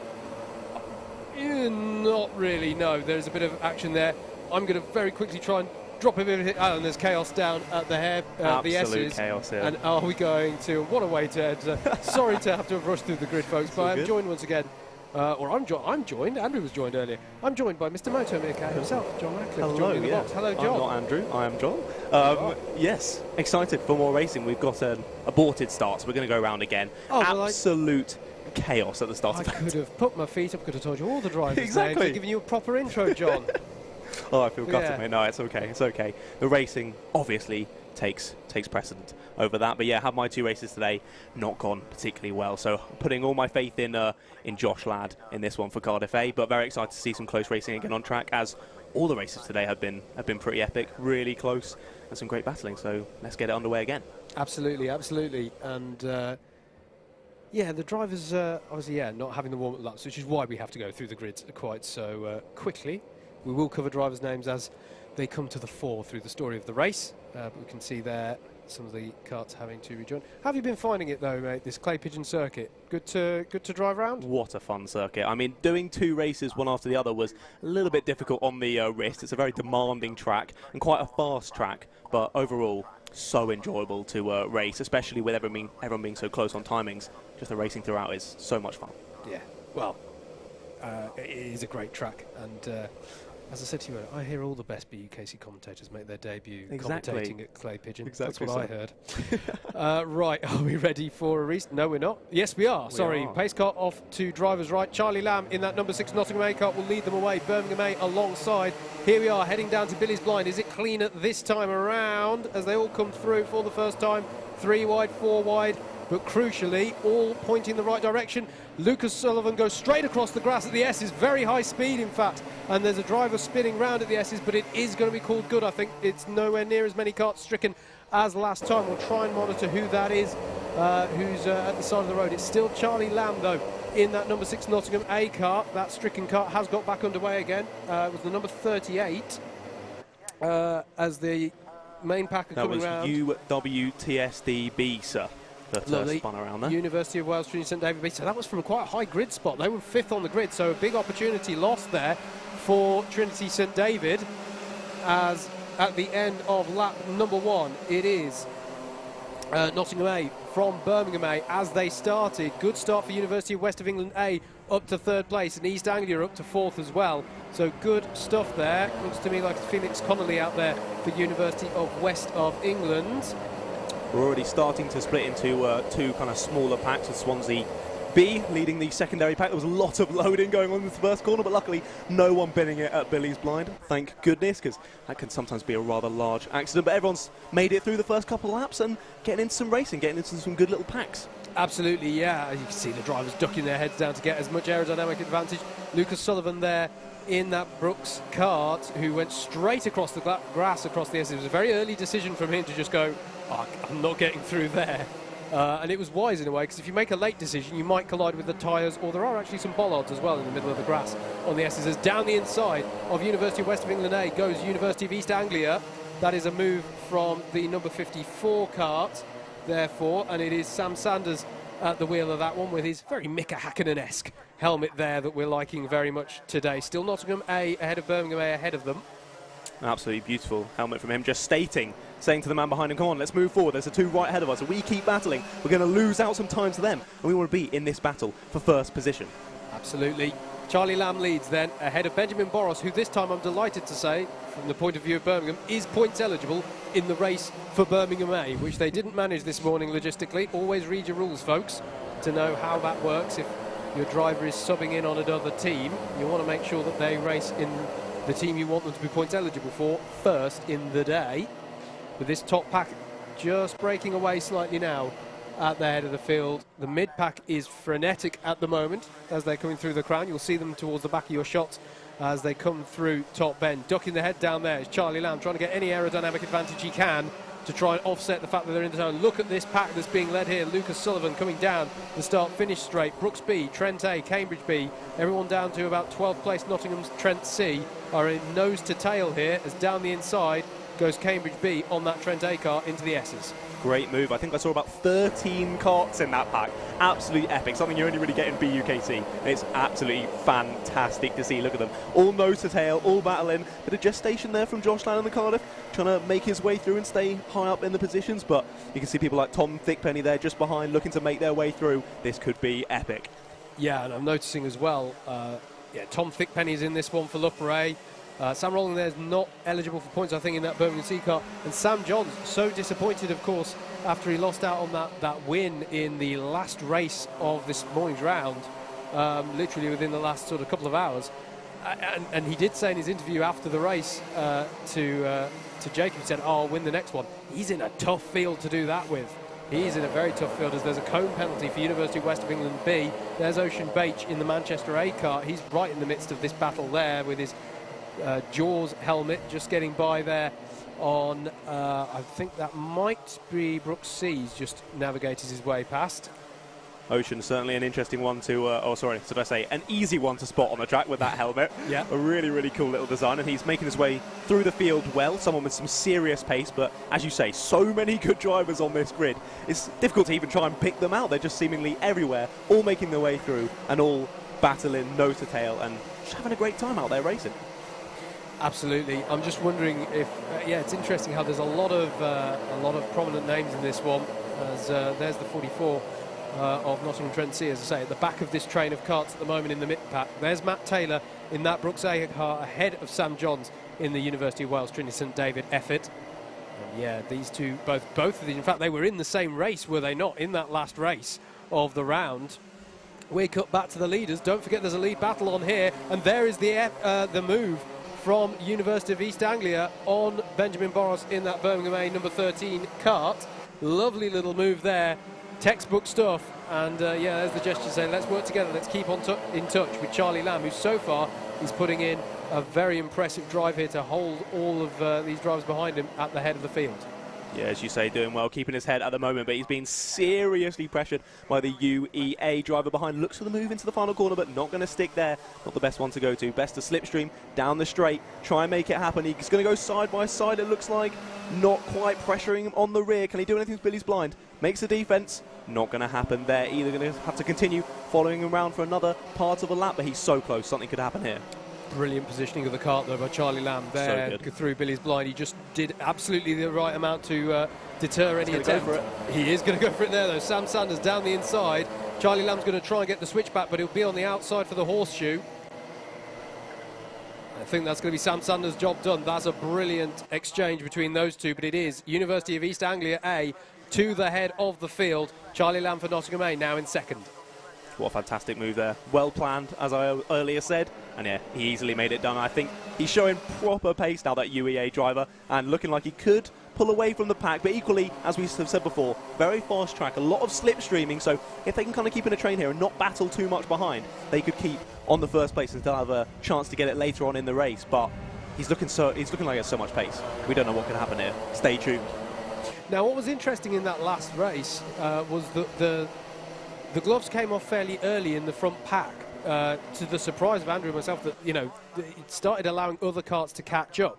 So it's now going to be interesting in this phase of the race. How do these four work together? You can see there the number 7 of Lucas Sullivan. Once again, it's the Brooks B car who's trying to catch on to the back of this pack. This is very similar to what Aidan Lee faced in the last race. And you can see here, Lucas Sullivan has just now broken away from the battle that he had previously been having with Swansea A, with Cambridge B. So this is going to be interesting to see how the Brooks B car comes into play here. If people are wondering where Brooks A are, by the way, they weren't in the previous race. Every team sits out one race. And they're working their way up from a lowly grid spot here at the moment up to 13th place. You can see on your timing towers on the side of your screen. Don't forget, you can go to live.alphatiming.co.uk/BUKC to see a full live timing screen. That is Alpha Time with Alpha as in Alpha Tauri, not as in Alfa Romeo. It's how I always remember it, which is great, so long as you remember it the right way around. So here's the lead battle coming into Billy's blind now. As you can say, and John, they're just breaking away now, aren't they? Just a little bit. They're pairing off, and there's Lucas Sullivan pushing hard to try and catch on.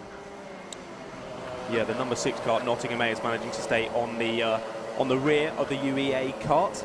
As you say, creating a slight gap behind, but they're so close at this point. As long as these two, Birmingham and UWE, don't try and battle too much, they can still stay and still be within a earshot of the first position. But you could see, as they're all coming down the straight, all deploying human DRS, all very, very hungry for this win today, and all got serious pace. So as I've been continuously saying through this race, any of those four could take this win.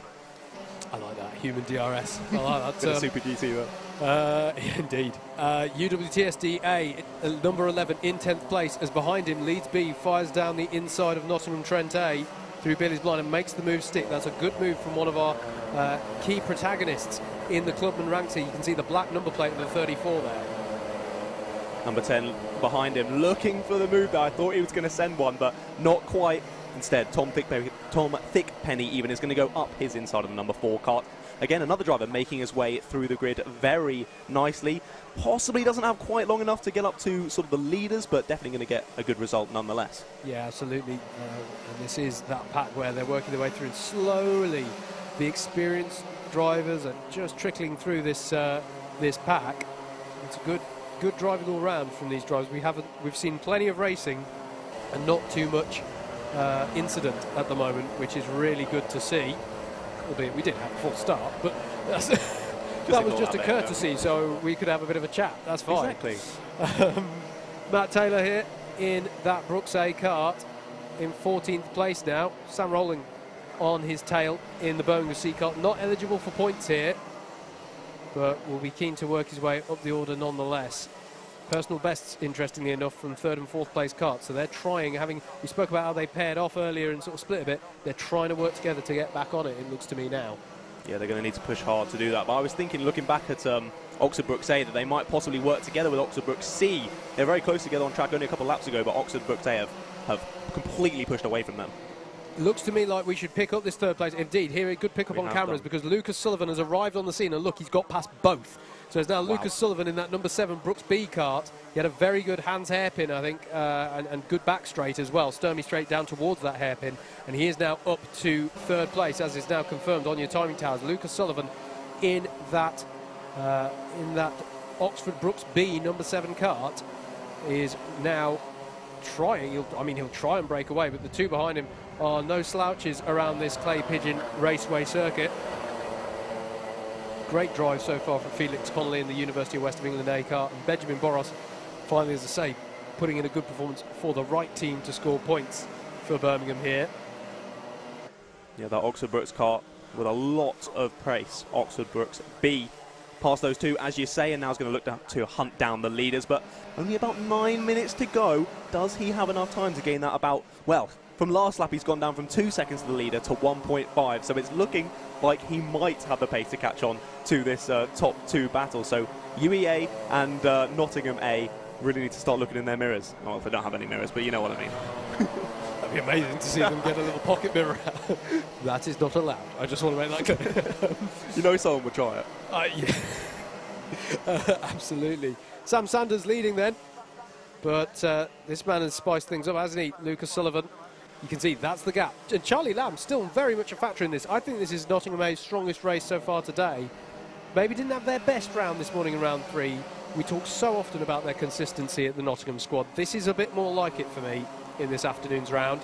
And there's Felix Connolly in that University of West of England A kart, putting in a stellar performance as well. Just stewing nicely this one with 8 minutes left to go. Stewing very, very nicely. Yeah, the Nottingham kart, Mr. Lamb, going very quickly, but look behind on the straight, and oh dear, we've got a stranded driver on the apex of the hairpin, I believe that is. I can't see which driver it is, but we'll update you as soon as we can find out. Yeah, it's an unusual place to be spun out. It's an odd one to get stuck at, yeah. I'll double check who it is as they come around. It's one of our clubman runners. I'm wondering if it's Loughborough C, but I will confirm that when I see them going again. Awkward place as well to spin, because it's not where the drivers will be expecting it. Yeah, you can come through a bit blind through that one and not see he's there, but yeah, you were correct. Loughborough C? Is indeed, yes. Come on, I'm getting there with learning my numbers, folks. I reckon by the end of the season, I'll have it done. I believe in you, mate. I believe in you. Thanks. 7 minutes to go, and Sam Sanders is absorbing the pressure well here. And if anything, Ben Boros has just fallen a little bit off the back of this over the course of this lap. I'm just looking further up the road. They've got a little bit of traffic up ahead. Could be slightly spicier. The gap now down to 8/10 from Oxford Brooks to UEA. So I think within 1 or 2 laps, this is going to be a 3-way battle for the lead.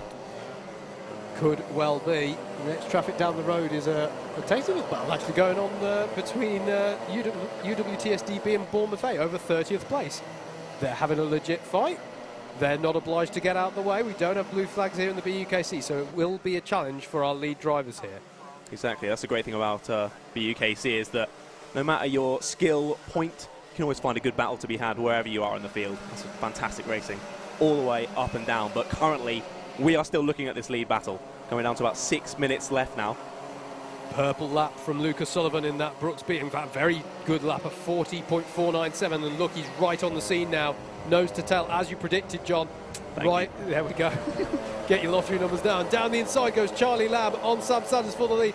beautiful move, but can he make that one stick as there's traffic now coming into play? Lucas Sullivan as well in the Brooks B kart there, looking for any which way, and there is the battle over 30th place. Now, how compliant is the 31 of Bournemouth A going to be? As I say, they're not obliged, but it's a courtesy. But he's trying to have his own battle. Look at this. Brooks B looking for a way past, but the traffic's right ahead of him as they head into Billy's Blind, and it's going to go wide for Charlie Lamb, and it's going to allow Sam Sanders back through in the East Anglia kart, and so too Lucas Sullivan. He's going to be very, very frustrated there, just getting knocked slightly wide, but he's still in this fight. We've still got 5 minutes to go, so don't lose your head, Mr. Lamb. He can still be in this lead battle, but yeah, the Oxford Brooks kart now really pressuring UEA. This battle, oh my goodness, I'm so excited, I'm almost speechless. This is brilliant. As we move through top bend. We've got a question coming in of whether UEA got a penalty. That's UEA got a penalty. I'm not sure I've seen that. But they just did. They just did, my good sir. That's amazing. Someone else who needs to get their lottery numbers today. Good point, Callum Rule.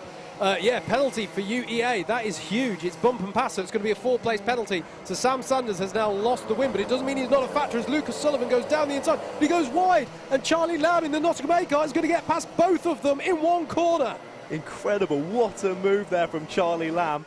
It was a bit of a botched attempt on an overtake there from the Oxford Brooks man. Allowed Charlie Lamb to slip through and take the lead again. So the two guys battling for the lead now, apart from the UEA sir, are genuinely there on track, no penalties, going for it as UEA man saw his penalty and was a little bit frustrated there, throwing his hands up as number 7 has gone for the move. Oxford Brooks up the inside. UEA is going to try and follow him as well as he does in Oxford Brooks. Brooks B has got a penalty for track limits. 2 places going to be docked. So now they're not in the lead of this race. It is Charlie Lamb as the two penaltied, is that a word? The two penaltied karts go at it for the lead of the race. Neither of them can win it. But that means that Charlie Lamb now has UWEA just behind him. So they're actually the current battle for third, even though on track they're currently they're the current battle for first, even though on track they're currently battling for third. All getting a bit confusing. Keep awake at the back, folks. It's the number 6 of Nottingham A in 3rd place. That number 6 kart with Charlie Lamb at the wheel. That is your net leader with the blue-suited University of West of England A kart with Felix Connolly, as there's a great move from Charlie Lamb there on the Brooks B kart, albeit it won't actually gain him another spot, but it does put one kart between himself and the actual person he's competing with for the lead of the race, which is the number 25 kart. So the number 6 is your leader, the number 25, white helmet, blue suit, that's Felix Connolly. He net is your 2nd place kart at the moment. And Birmingham A is just, they have no idea, I doubt, but they're on for a podium in this race. Brilliant stuff here in the closing moments. 3 minutes left on the clock in this race. It's a very smart move there from Charlie Lamb. Whether he knew what he was doing, putting a kart in between, was whatever, it doesn't really matter. Number 25 goes to the move up the inside of Oxford Brooks and makes it stick on the first corner. Fantastic move there. And once again now there's no karts between those who are actually fighting for the lead of this race. The 6 versus the 25 is the one to really keep your eyes on here, folks, as we've got 2.5 minutes to go. Round hands hairpin they go. And the thing is about these karts, even though they've got penalties, they still want to finish as well as they can, because every position negates your penalty somewhat. And there's still a factor in the fight, you know. If there's a bit of rub in his racing and it throws one of these karts who are legitimately in that fight wide, it's just as impactful on their race.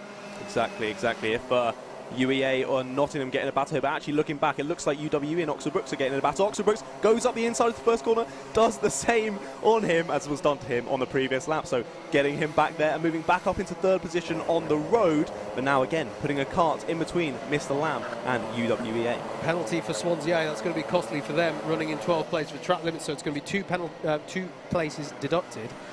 Another factor here, Ocean Beach, just in the back of shots, you might see the number 20 starting to catch up onto the back of the number 13 Birmingham A car, which I think will be for a net. I've got to remind myself what the penalties were for.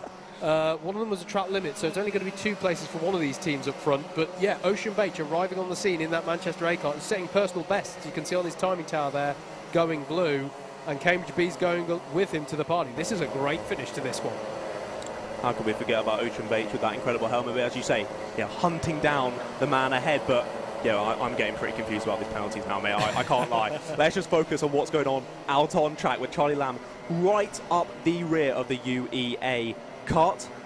But will he be able to keep it that way? Obviously, going to take the win if it stays like this, and there's still that little gap that he has with Oxford Brooks in between himself and UWE, so hopefully he can keep it. So UEA is a 4-place penalty for bump and pass. Brooks B is a 2-place penalty for track limit violations. That's how the penalties stand amongst your top runners at the moment. It's going to be this lap plus one more, and there is a Lucas Sullivan, unwittingly here, is doing a fantastic rear gunner job for Nottingham A, albeit he's going to try and get by if he can, but it's preventing Felix Connolly there in the blue suit for University West of England A from having that opportunity. Seems that Oxford Brooks have been able to break away from the man in 4th place, and they're now re-challenging the top 2. Obviously he's got a penalty, but could he cause a little bit of an upset here as we go on to the final lap? And Manchester A, I can see in the background, have got by Birmingham A there. So Ocean Beach has got by into what will be a net 3rd in this race. He's got by Ben Boros as we're on to the last lap here. And this has been frantic here, nose to tail as they come onto the back straight. Someone was the wrong way on the back straight. They were. We'll have a look at who that was. But as we go through Sector 2, they're all battling side by side. I believe that was a back marker, actually, so they're still line astern as it is, coming around the final sector. Who's it going to be? Absolutely. Sam Sanders is going to lead them across the line, but as far as we can tell here, there's plenty of penalties to be worked out after, but as far as we can tell, it's going to be a win for the number 6 and Charlie Lamb in the Nottingham A car, and you can tell that East Anglian know it, that they've got that penalty. It's a win for Nottingham A and Charlie Lamb. Brooks Speed finished 3rd on the road, but have a 2-place penalty to be applied, which will promote West of England A and Felix Connolly up to a net 2nd, and we believe Ocean Beach will round out your podium for this race for Manchester A. Benjamin Boros in that Birmingham A car, 6th on the road, but will, in fact, no, he won't. I think he'll be the first person not to benefit from the penalties. There's Loughborough A in 7th, Cambridge B in 8th, 9th for Trinity St David A, Birmingham C round out the top 10, Cardiff A, Swansea A, Leeds B, Brooks A. Brooks A not able to work their way up the field as much as they maybe needed to keep themselves competitive in this round.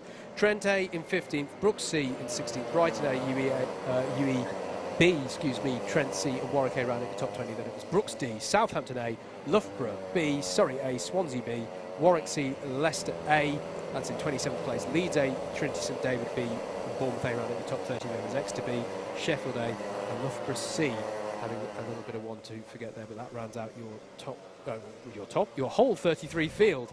Well, John, how did you find that one? What an incredible race that was, mate. That was insane. Such a fantastic race to get only my 2nd attempt on commentary, so thank you very much for having me. But yeah, Charlie Lamb coming across the finish line there, knew he'd taken the win. He had a nod of the head in celebration, and well done to him because he kept his head in the game there and did really well. It's been an absolute pleasure having you, sir. Just briefly before we cut down to Jacob, people can find you by... Well, thank you.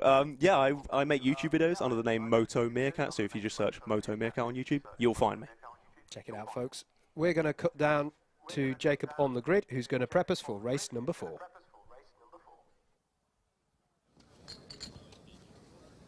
Thank you, Howard. And John, I'm waiting for Charlie Lamb to wander over here. He's making his way over very, very slowly. Charlie, you've turned your day around. Yeah, good result. I knew both the other guys had penalties at the end, so I just made sure there wasn't any incidents in the last couple of laps, brought it in. Yeah, it was a good race, tough race. You don't seem overly happy. Yeah, I mean, I would have liked to have won it on the track, obviously, but, you know, just happy to get the win, to be honest. At the end of the day. You get the gold medal at the end of the day, that's all that matters. Yeah, I'm going to take those.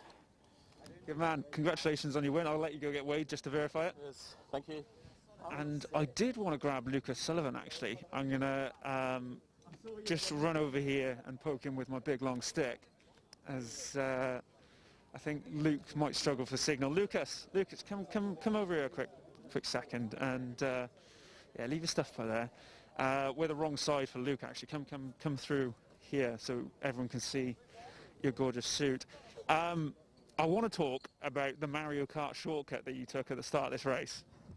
I don't know, it was just heat at the moment, it was just kart span right in front of me, so it was just, I had to go left, it was just, yeah. I was watching the live time thinking, where's he going to come out? Surely he's going to come out 4 or 5 places at least down. You maintained your grid position.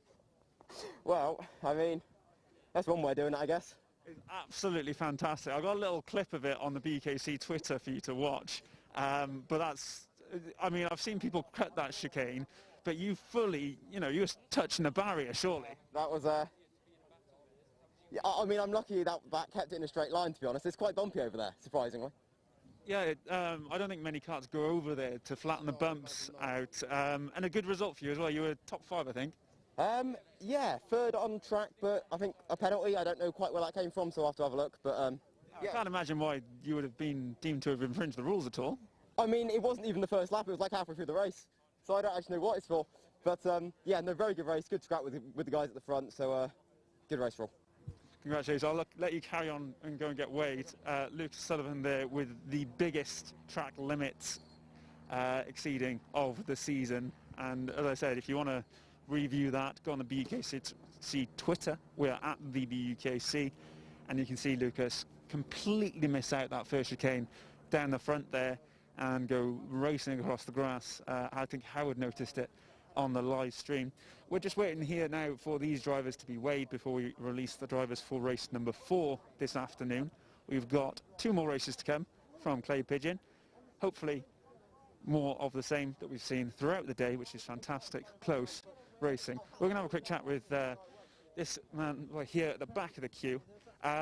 Remind me of who you are. Sam Sanders, University of East Anglia. Of course, and Sam, you were right in the mixer with that one. Yeah, that was a lot of fun. I had a great start this morning. I came from 27th to 5th, so starting 7th this time. I was looking forward to the race and straight in the mix, which I really enjoyed.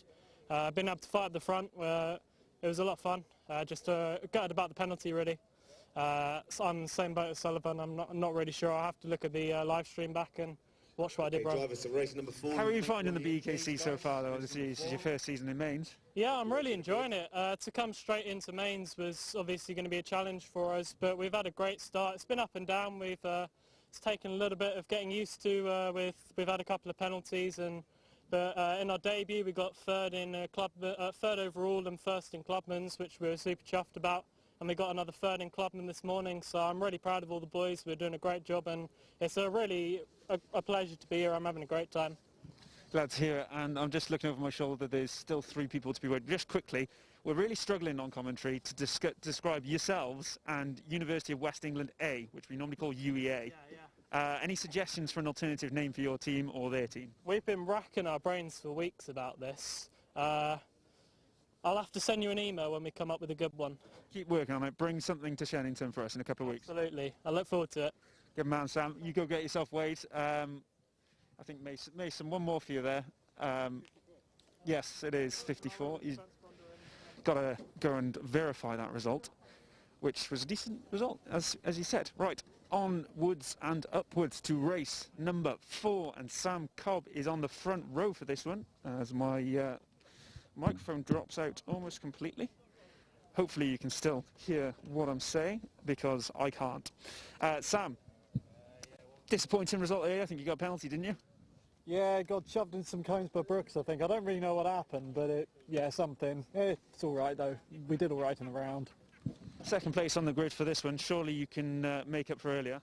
That's the idea. Yeah, do a bit better than this. First would be nice, but whatever. Just a solid result for the championship, I think. Good man. I'm going to talk to the guy in 4th place, which is Nathan Little, I believe. Hi, Jacob. How you doing? We've had a pretty bad season overall so far. No, don't say that. We haven't had much luck at all.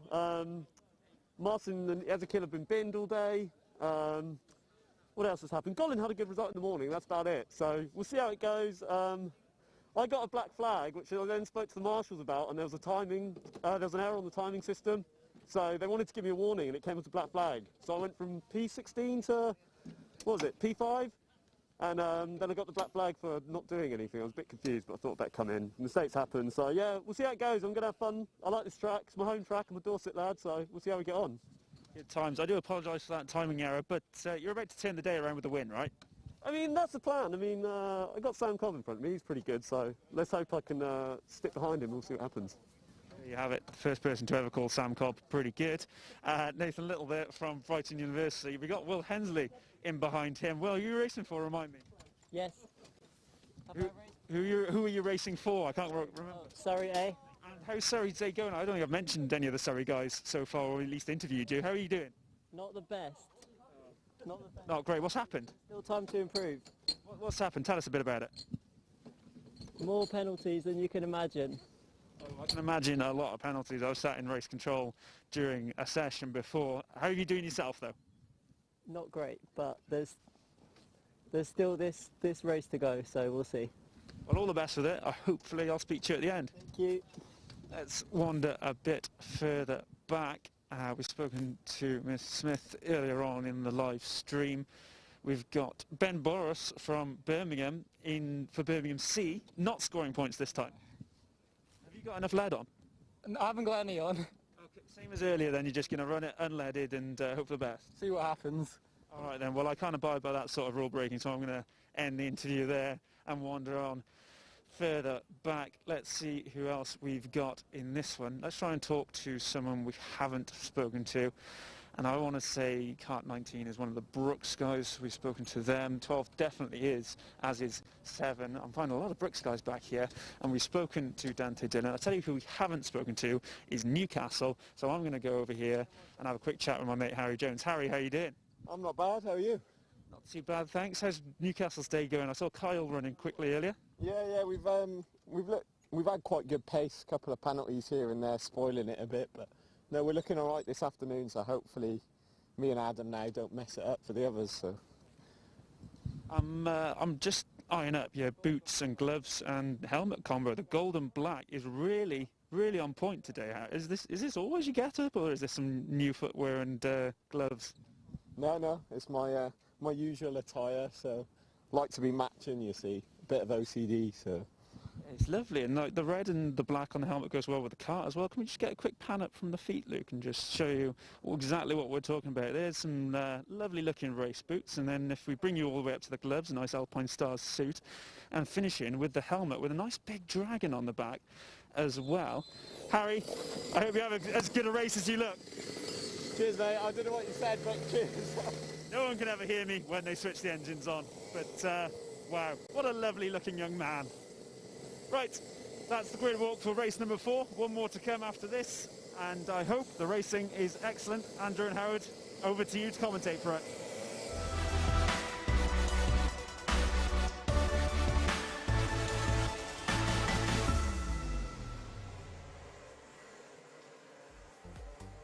Thank you, Jacob. Let's take you through a grid then for round 4, race 4, the 2021 British Universities Karting Championship season. Leeds A will take this one from pole with Cambridge A alongside on the front row of the grid. Imperial A and Brighton A making up row 2, with Southampton A and Surrey A on row 3. Row 4 is going to be Brooks A and Bournemouth A, with Brighton B and Loughborough B rounding out your top 10. Oxford Brooks D and Birmingham C round out row number 6. Row 7 is going to be University of West of England B, with Birmingham B alongside Nottingham Trent B and Cardiff A on row 8. Row 9 is Warwick C and East Anglia A. Rounding out your top 20 is Exeter A and Leeds B. Trinity St David A and Leicester A are on row 11, with row 12 made up of Cambridge B and Warwick A. Loughborough A and Brooks C make up row 13. Row 14 will be Exeter B and Brooks B. Newcastle A and Swansea A rounding out your top 30. And then on row 16 it will be an all Nottingham Trent affair, C ahead of A, with Warwick B rounding out your 33 runners. Bearing in mind, folks, random grid slots over all of the races so that each team has the same average grid position. Andrew has joined me back in the box. Hello, Andrew. And it looks like we're ready for a race then. Race number 4 for round number 4, BUKC 2021. Away we go then with Cambridge and Leeds on the front row. Can we get through Billy's blind cleanly in this one? Looking pretty good in the first half of the field and the second half of the field. A much better start, but it's Leeds A who are going to lead off of the S's.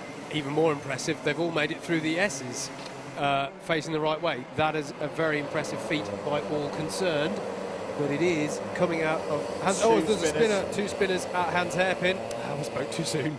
3 spinners actually. There was another one off, it was all getting a bit Austria 1999 down there. It was, yes. Adam Kernis is who's still leading the pack through the top part of the circuit. There he is in the number 15 Leeds A kart, who's still at the head of the field, with a good start from Imperial A to get up into second place. Great stuff from Alexander Doricott, who I believe, if memory serves correctly, may be trying to make amends for an unfortunate race earlier today, because I think he might have been the Imperial A driver who was taken out by Warwick A to get them a black flag. I could be wrong, but Doricott doing well there to be in second place and going for the lead down the inside of Hans Hairpin, but he's going to go quite deep. Is he going to make that stick? No, he's not.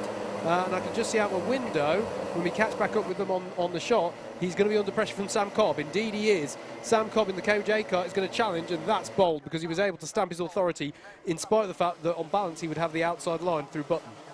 I kind of rate that. That was a proper send. It but was still in the control. And in fact, he's having to go back. This is a new driver having a go at one of the most experienced drivers, if not the most experienced driver in BUKC history, and he's holding his own at the moment. Track limit warning for number 27, Brighton A. Where is Willie Tew? He must be going absolutely bananas as there's an Imperial car really challenging at the head of this field. So Leeds A still leading. Good start this from Adam Kernis, as that is a battle going on between Southampton A and Brighton A, I want to say, there, over fourth place. George Palozzi racing in the number 17 in this one, another driver part of the iRacing Legends of Club 100 and BUKC Championship. You can see the next round of that on Wednesday night over on the Double Dash Motorsport Media YouTube channel, and you can subscribe to that for all the latest esports, Club 100 and BUKC sports action. I just heard a comment from producer Luke. Is that really on Wednesday? I need to get ready. Yes, you do, mate. You do. Get practicing. Imola, touring cars, get practicing. 22.5 minutes to go then.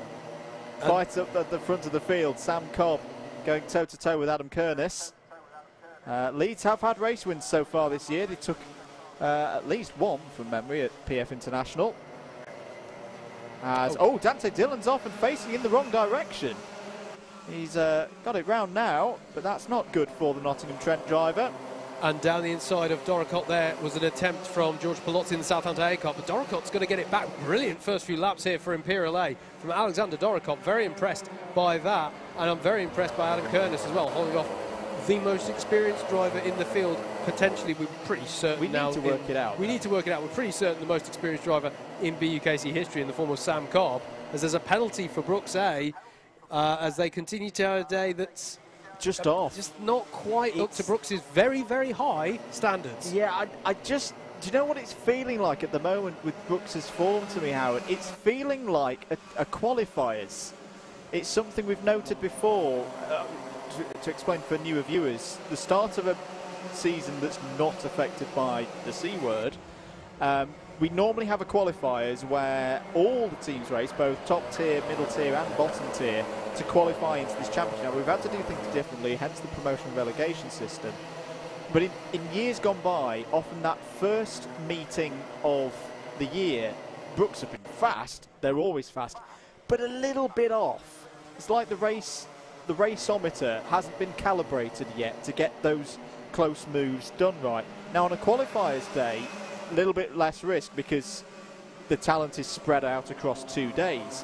Whereas in this situation, I know this isn't the first meeting of the year, but that was only last week. I do get this sense that Brooks haven't quite got the race rust, the BUKC race rust off yet. The trouble is, we're now going to be halfway through the season. I was going to say, it's a short one, and there is a move from Brighton A for fourth place. I was just spotting that Nathan Little has got onto the back of this train of carts to make it a 5-car battle at the front, but that move has actually put them a little bit off the back of the top three.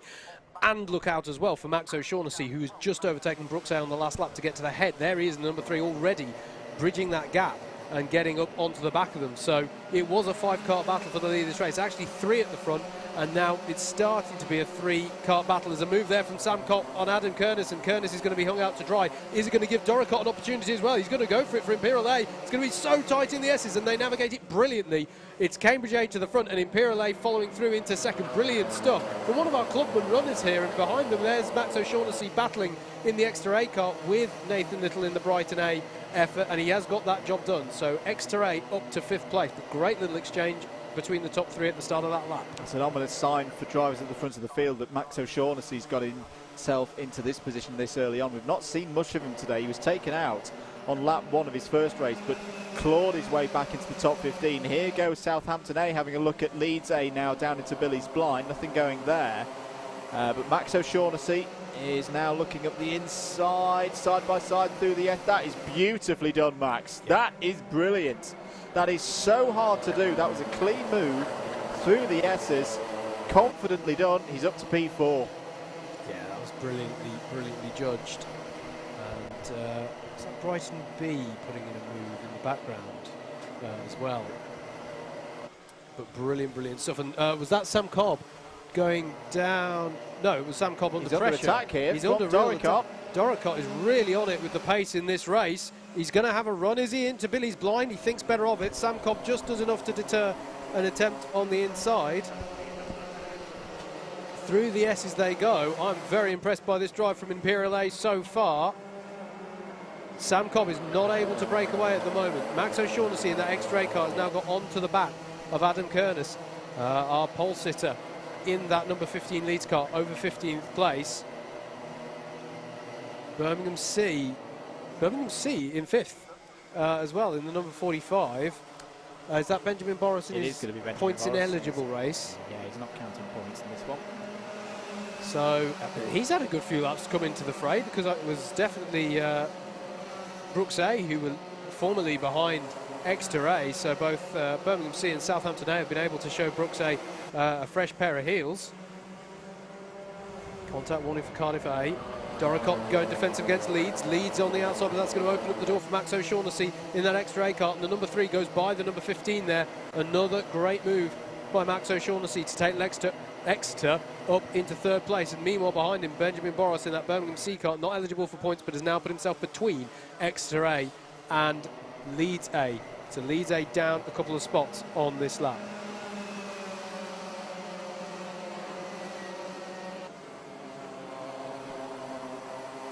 Sam Cobb leads then for Cambridge A. Alexander Doricott in that number 41 Imperial A car, and the highest place Clubman car by quite a way, as he's going defensive against Max O'Shaughnessy here, positioning himself well there. Even though the 45 is a black number plated Clubman runner, not eligible for points. So this is great stuff for Imperial A in their Clubman class points haul at the moment. You can see it's a while before we get back to the next Clubman, which is Brighton B. Nose to tail, coming onto a new lap. Sam Cobb positioning his car well to deter any effort there, but also Doricott doing a good job of positioning himself to deter a move from Max O'Shaughnessy there. But is someone going to get a good run down this Sturmey straight? Doricott's looking for the inside on Sam Cobb. Sam Cobb's having to go defensive, but the moving about from Imperial A is going to allow Max O'Shaughnessy through, and exactly in the same way that he managed to get himself up into 3rd place, so too he's managed to be opportunistic with drivers positioning themselves for the hairpin to go, well, if you're going to leave a space at the last moment, I'm going to put my kart in it, thank you very much. So brilliant stuff. It's now Cambridge A from Exeter A at the front of the field. Can Max O'Shaughnessy pull in another win for Exeter here? It would be their 3rd of the day, if I'm not mistaken. They took 2 this morning, and he's having another look again at that move that he pulled into the S's a few laps ago. Everyone down to Southampton A, nose to tail ahead of the field. Sam Cobb going super defensive. O'Shaughnessy's going to try around the outside of Hans hairpin, and is he going to make it stick? He's going to have the inside left of the horseshoe. What a move from Max O'Shaughnessy, and Birmingham C tries to join him as a rear gunner, and Imperial A gets past Sam Cobb as well, with Adam Kernes in the Leeds A trying to have an opportunity, but I would have thought Sam Cobb's going to hold that one off, and that's going to allow the Oxford Brooks A kart to finally get involved in this battle. Brilliant stuff, and it sees Max O'Shaughnessy go to the head of the field for Exeter A. Well, I have to say, the youngsters of the BUKC are not showing the elder statesmen of the Championship any respect at all. It's a bit of a change of a guard race, this one, isn't it? Tom Geeney, I believe it is, in that number 2 Brooks A car, who's now on the tail of Sam Cobb. He's looking to get some good points on the table for Brooks A. Because, yeah, as we were saying, hey, it's not that they're not having, it's not that they're having a terrible day, they're just not having a Brooks standard of day. Yeah. At the moment, I think is how we would say it. So yeah, you can see Luke Ide in the East Anglia A kart in 8th place in his blue suit. You'll see him in the back of some of these shots. Featured very prominently in his race earlier today in round number 3. There he is in the 54, currently holding off the 17 of Southampton A. Brighton karts line astern at the moment will probably do some form of switch to get the Brighton A kart a little further up the field. This is a good opportunity for points for a team that you would think, if they can get on form, have a chance in the Clubman's in the longer part of the season. Yeah, unusual. George Pelotti, I think, didn't have a great lap, or maybe ran wide somewhere or something, because He's dropped off the back a little bit, and also dropped to 8th. Let me guess, Trent C have just gone purple. Is Sam Pooley out there again? Quite possibly, I think, yes. In 13th place. Yes. Yes, he is. But not eligible for points on this occasion, of course. Here is Imperial A defending against Brooks A now, who've got themselves up into 3rd place. Tom Geeney at the wheel. And, yeah, Max O'Shaughnessy has just managed to break away slightly. Sorry, I was talking in net positions then. There is, of course, a Birmingham C car physically in 2nd place, but it is Imperial A who are 2nd net once everything's shaken out in the final analysis. Keep comments coming in on the YouTube stream. Thank you for your continued support of Alpha Live. Ooh, Brighton A have not helped themselves, though, there by getting a penalty for track limits. 2 places for them, but I just want to give a shout out. Hello to Everton Rodriguez, who's watching from Brazil. Thank you for tuning in. Hope you're enjoying the racing here in the UK. As Ide goes through, takes a position away from Leeds A, so that's the number 54 up to P6. Penalty for Bournemouth A, who've had a fairly quiet day so far. They're in 28th position in this race. It's a bump and pass, so that'll be +4 positions come the end of the 25-minute race, which we are now into the 2nd half of. Brighton A, to compound their woes, not only have a track limits warning penalty, and not a track limits warning, they've got a penalty. It's down the inside goes Oxford Brooks A. Tom Geeney takes 3rd place, away from Alexander Doricott and Imperial A. That was a nice, clean, textbook manoeuvre by Geeney to get that number 2 car at the moment into the podium spots in this race. Keep comments coming in. If you've not liked and subscribed already, please do so. It is a massive help to us all here at Alpha Live, Double Dash Motorsport Media, Club 100 of BUKC, and all the other series that Alpha Live cover. It's going to be a very, very busy late spring and summer. Oh, yes.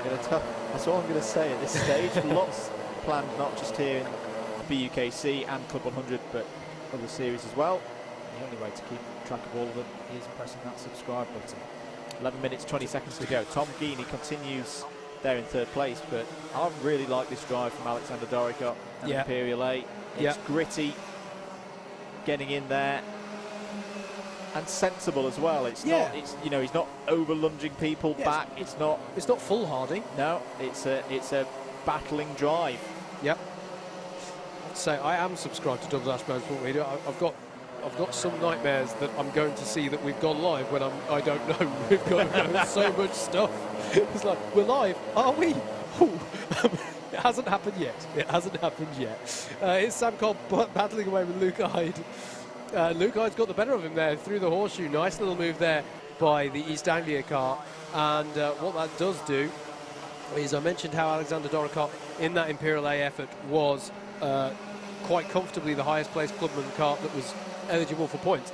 It's no longer so, because the East Anglia car is a clubman runner. So actually, 1st and 2nd within clubman runners are technically now lying astern, albeit there's a bit of a gap. You can see the 41 there and a few kart lengths ahead of the 54, but you can see the 2 black. Oh, and that's a late move there, lunge by the Trent C car on Leeds B. Track limit warning for Oxford Brooks A, as Leeds A, I think that was them swooping back past. Was that them going past the sister kart, maybe? Just to. Question from NC. Yui get binned? No, I've just had a look at their lap times. I think they're okay. They're 25th at the moment. They did start 13th. Christos Michael driving for them at the moment. They've just gained a position, actually, to get into the top 25. Still going round quite nicely with 9.5 minutes to go, although, wow, the DDMM commentary curse is really powerful today. I'm just going to put a public service announcement out now. I will happily feedback on any questions, any team inquiries, but if you ask, it's do on your own. Yeah, there's a risk. Would you there's rather a risk. not know? not have me talk about it, can't get commentator cursed. Yeah. That's about the 4th time that's happened today. Here's your leader, Max O'Shaughnessy for Exeter A. Benjamin Boris just behind him for Birmingham C, but not eligible for points at this stage because he's already raced in this 4th round of the season for the Birmingham A team.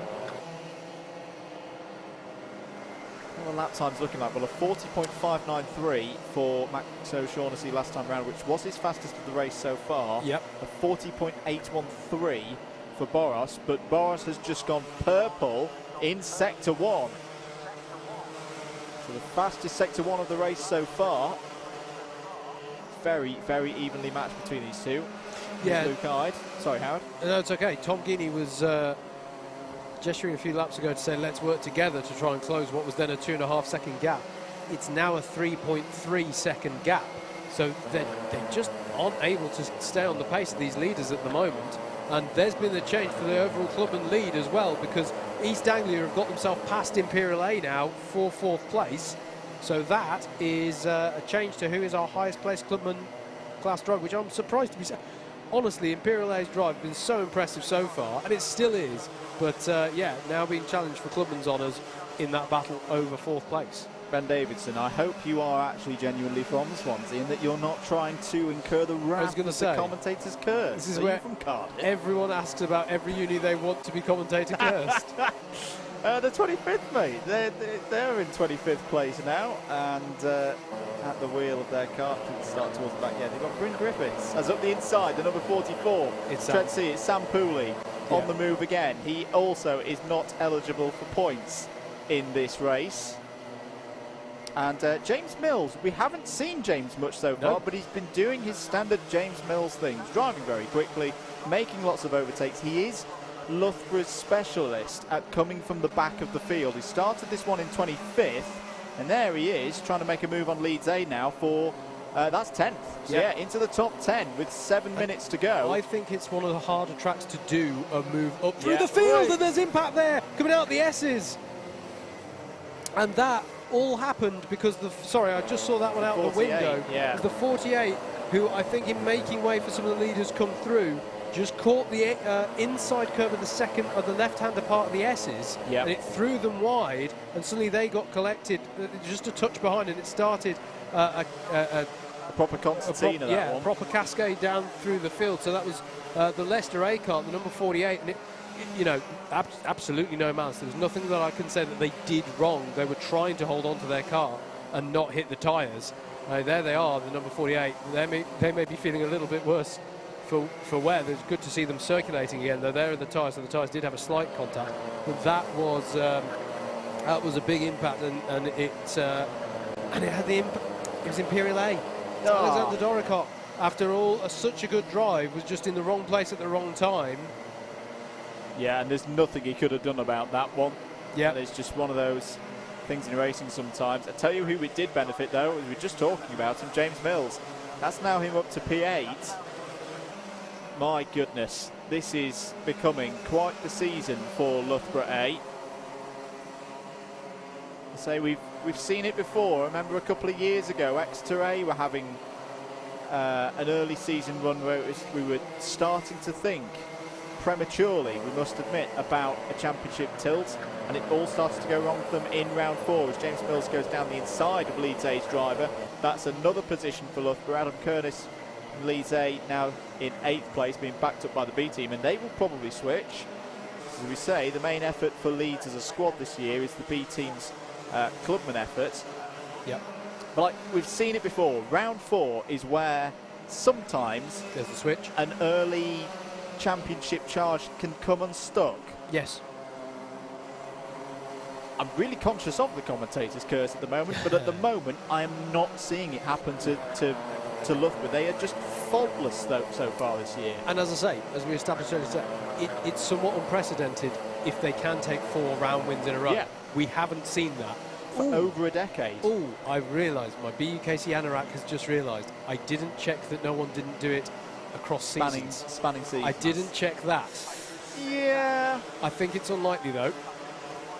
And also, given the nature of the championship and the number of drivers turning over, yes, I'm not going to count that one. No. 4 minutes and 10 seconds to go. Max O'Shaughnessy still out ahead, and the pace is strong, the pace is quick, and it's being matched by Benjamin Boris and the Birmingham C kart. Oxford Brookes A third. Once Birmingham C are taken out of the point scoring, that becomes a 59-point score for Brookes A. Trent C also ineligible, so the University of East Anglia, based down in Norwich, again are on for a really good score here, and they're becoming firm contenders in the clubman rank. So Luke Hyde continuing to run well for them, but this is the next battle on the road. The number 5 of Cambridge A, closest challengers to Loughborough so far this season, so this is effectively its championship battle, and it's easy as that. James Mills decisively scythes his way past Sam Cobb. I think Sam Cobb realised there was absolutely nothing he could have done about that. James Mills is, I love seeing James do this. These drives where he just streams through the field with such efficiency. He really has become a specialist at it, and he's going to keep going.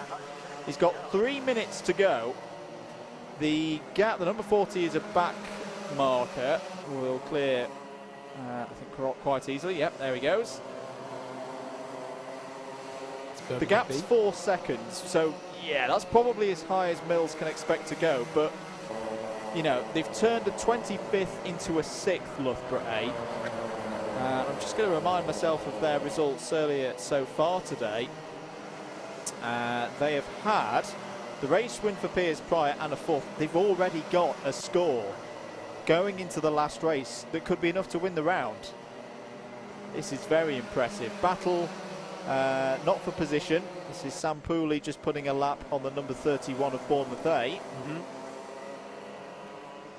Remember, Trent C not eligible for points. They have got past Oxford Brookes A though on the road. That won't affect Brooks' scoring. Very, very impressive stuff, as I say, Andrew, from this Loughborough squad. And yeah, it is fantastic to watch. And as I say, I think this is one of the harder tracks to do it at. Yeah. It's not the easy. There are places you can overtake, but you have to be bold. You have to be bold. We often talk about how to... Ooh, sorry, I've just seen Max O'Shaughnessy, 40.431. It's not the fastest lap time of the day. It's significantly cooler than when we saw the time that Ed Barrs set, though. That's impressive. I'm not convinced Ed Barrs was to wait. There is that. There is that. Because he was ineligible, so it didn't matter if he was on the way. But I did wonder when I saw those times coming in. Like, yeah, what are you running? Yeah, what in terms of lead is Ed running there? Good point. For a practice race. 64 seconds at this race to go. There's Sam Pooley, who still for me is one of the drivers of the day. Albeit ineligible right now. Ineligible right now. So we're going to say brilliant day. Driven fantastically. I mean, Tom running in Geeney's still third. behind him. Yeah, Tom Geeney there. And what you don't want to do if you're Tom Geeney is put absolutely everything into this move. Actually get a gain. Ultimately for Geeney, I mean, as I say, we did see him giving that clear indication to drivers around, like, oh, let's work together to catch up to the top. Such has been the pace of Max O'Shaughnessy that he's not been able to reel it in. But perhaps unbeknownst to Oxford Brookes at the moment, they are actually on for second place points at the moment. Because second and third in the race are both not championship scoring drives. Exeter, though, I think in this particular round are going to be Loughborough's closest competition. It is still hotting up quite nicely. If Max O'Shaughnessy can just get round this final lap, I'm looking out for where he is on the circuit. He should be coming through the hairpin now. Yes, he is. Coming into the horseshoe. It's going to leave Exeter on 171 points, starting 8th in the next and final race. Loughborough A are going to be on 172 and start 7th in the next race. But that'll be for a few moments' time. Max O'Shaughnessy comes over the line to win in the BUKC for Exeter A. A bit of a topsy-turvy day, but that is a very, very good victory from Max O'Shaughnessy. Benjamin Boros finishes in 2nd place, but is ineligible for Birmingham C, as is Sam Pooley for Nottingham Trent C, so that means the 59-point score will go to Tom Geeney and Oxford Brookes A. University of East Anglia finish in 5th a very strong 6th place from the lower reaches of the grid for James Mills puts Loughborough A in a very commanding position going into the final race of today. Cambridge A 7th, Leeds B followed in by teammates in the A team 8th and 9th. Good work there from the team from West Yorkshire. A couple of Brooks karts up next. C team in 10th, B team in 11th, Brighton B 12th, Imperial A recovered to 13th. Exeter B 14th, Oxford Brooks D 15th, Warwick A, Trinity A, Brighton A, Newcastle A and Loughborough B finish the top 20.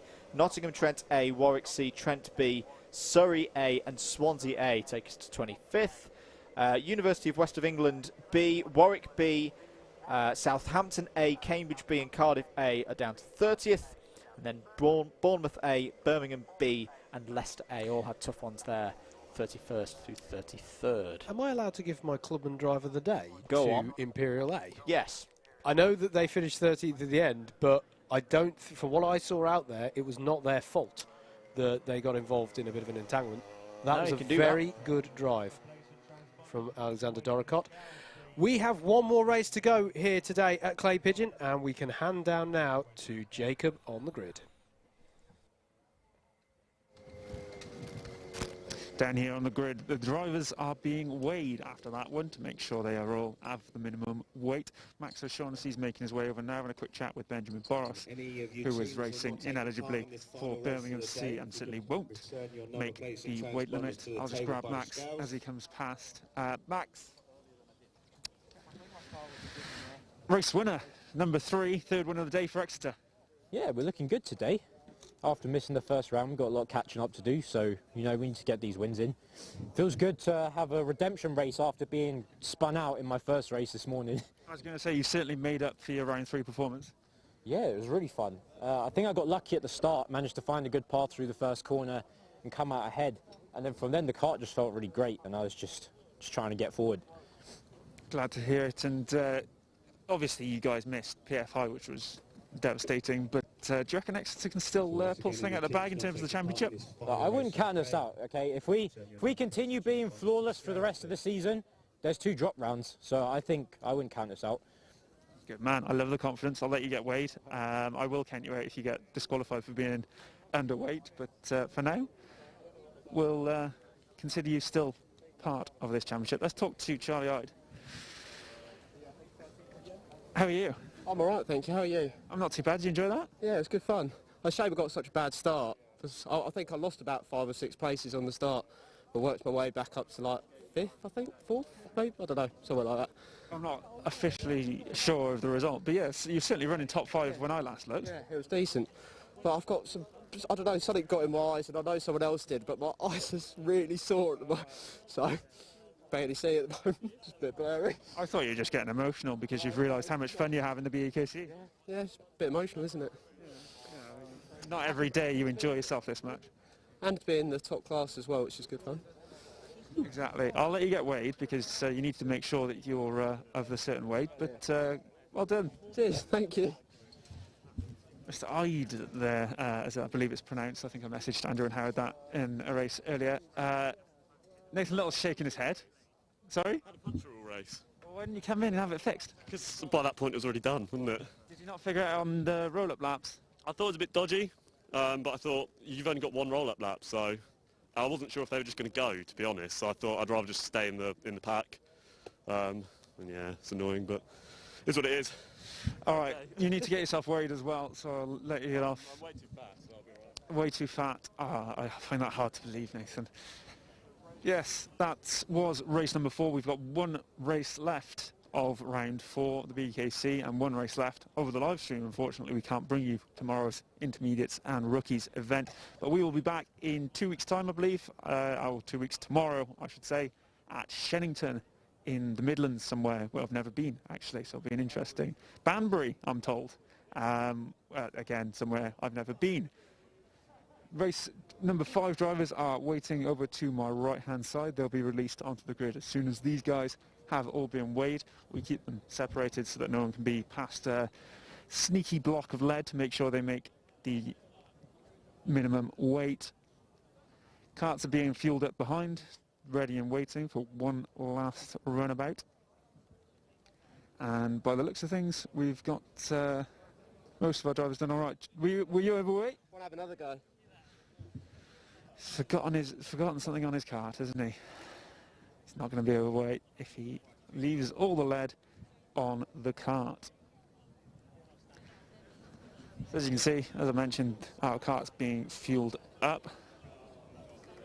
Fuel tank sits between the driver's legs as we go, as Charlie grabs his transponder. He'll need that for his teammate to be tracked throughout the next race. Typical newcomers. Right, here come the drivers for race number 5, our last race of the day, as mentioned. Last chance to get some solid championship points on the board. After this, we'll be halfway through the championship with 2 rounds remaining at Shennington and Llandau. Later on in the year, in June, our first summer round BUKC, usually reserved exclusively for the 24 hours at Teesside, which is still running this year on the weekend of the 20th of June. The team's not taking part in this final race. If you could return your number plate and let's go to the back of this one and see who we've got competing. We'll have a quick chat with Bradley Shears. And when I say a quick chat, I mean a longer chat than we had earlier, because that was cut short by the race starting. Bradley, how you doing? Yeah, not too bad. Did all right in the first heat, could have done a bit better. But I just didn't have the pace, I can't get the first corner right. So it's all practice though for tomorrow, isn't it? Tomorrow's the big day for Leeds Beckett. Yeah, hopefully do better than last week. We got 9th last week. I got 2nd in my race, but hopefully win tomorrow, yeah. Team captain and by far the most experienced of the Leeds Beckett team, to my knowledge. What have you the speed? So we've mainly just been watching footage around Clay.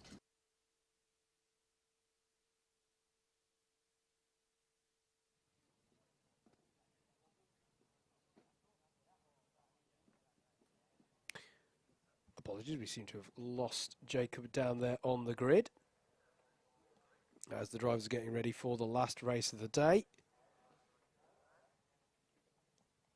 We maybe the camera is on its very last. It didn't have that one last race in it, maybe. Would you like some championship scores? I'd love some championship scores. Okay, so scores on the doors with 1 race to go. Loughborough A leading the round at the moment on 174. Second place are Exeter A on 171. Cambridge A third on 167. And then 165 for Oxford Brookes A. They are all racing in this last race. University of East Anglia, they are currently your clubhouse leaders. They are also leaders of the clubman class. They're on 164. And I think we have now resolved the technical difficulties and we can head back down to Jacob Harris on the grid.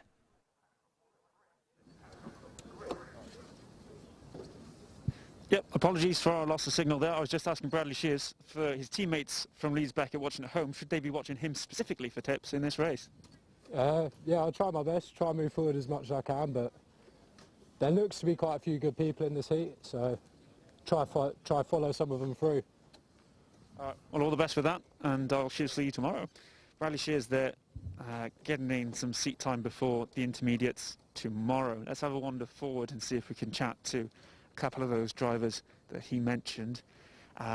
Just looking at the backs of some heads to see if I can see any distinctly recognisable helmets. Let's have a chat with the man in the 31 who I don't recognise. Who have we got here? Dennis from Bournemouth. Of course, Dennis, how are you doing?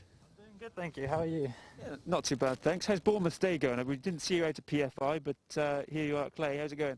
I've had some okay races and some not so great races, but it do be like that. How was your race specifically earlier on? My race earlier on, I started 23rd and ended 23rd. So I guess that's not a loss, right? And where are you starting now? 18th. Hopefully I finish anywhere in the top 25. Well, yeah, maintaining 18th would be an improvement. All you have to do is exactly what you did last time and make sure no one overtakes you. That's true. That's true. It's easier said than done, though.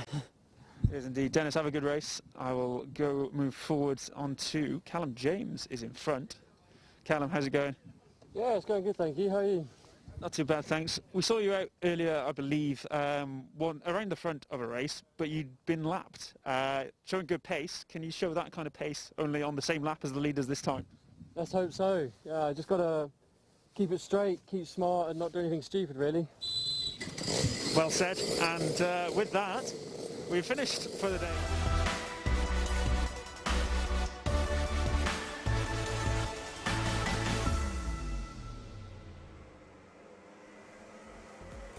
We'll go straight into a grid then for this final race of the day. I'm going to try and blitz through it so that Andrew can talk you through the championship standings going to this last one. Manchester A and Nottingham Trent B are row 1, then it's Trinity St David A and Leeds B, Cambridge B and Loughborough C on row 3. Row 4 is Loughborough A and Exeter A, with Exeter B and Newcastle A on row 5 to round up the top 10. Trinity St David B and Swansea A make it an all-Welsh teams affair on row 6. Row 7 is Leicester A and Brooks B. Row 8, Leeds A and Brooks A, with Birmingham B and Bournemouth A on row 9. The top 20 is rounded out by Warwick B and Nottingham Trent C. Imperial A and Birmingham A will be on row 11, with an all Brooks affair of Brooks D and C on row 12. Row 13 is going to be Swansea B and Surrey A, with Sheffield A and Brighton B on row 14. Row 15 rounding up the top 30 is Nottingham A and University of West of England A. And then it'll be Cambridge A and University of West of England B on row 16, with Warwick C rounding out the 33 carts. Andrew. Here's your round situation, folks. Loughborough A lead on 174, start this race P7. Exeter A RP2 on 171, start alongside them on that same row. Cambridge A start 31st on 167, a lot of work for them to do. Oxford Brooks could win the round as well, but they've got to move from 16th place and practically win this race. I'm just keeping an eye and see on whether we are going round again. Oh, no, we are ready for a race then. Race number 5, the last one of round number 4 here at Clay Pigeon for BUKC 2021 is go. Look out for that 4th row of the grid. Are they both going to get through? There's a bit of jostling around the top 10, but everyone's still running as they head into the S's now. Can they all survive this one? Yes, thereabouts. Drivers towards the back end being a little bit cautious. That's absolutely fine. Harry Farnhill leads as they go into the hairpin for the first time. Ed Pass has already made his way up about 10 positions. There's drivers on the grass, including the number 3 of Ryan Luscombe. So Exeter A have not had a good start in this one. They are falling backwards. I think I've got them, Howard, in around 16th place. Yeah, not a good start there for them.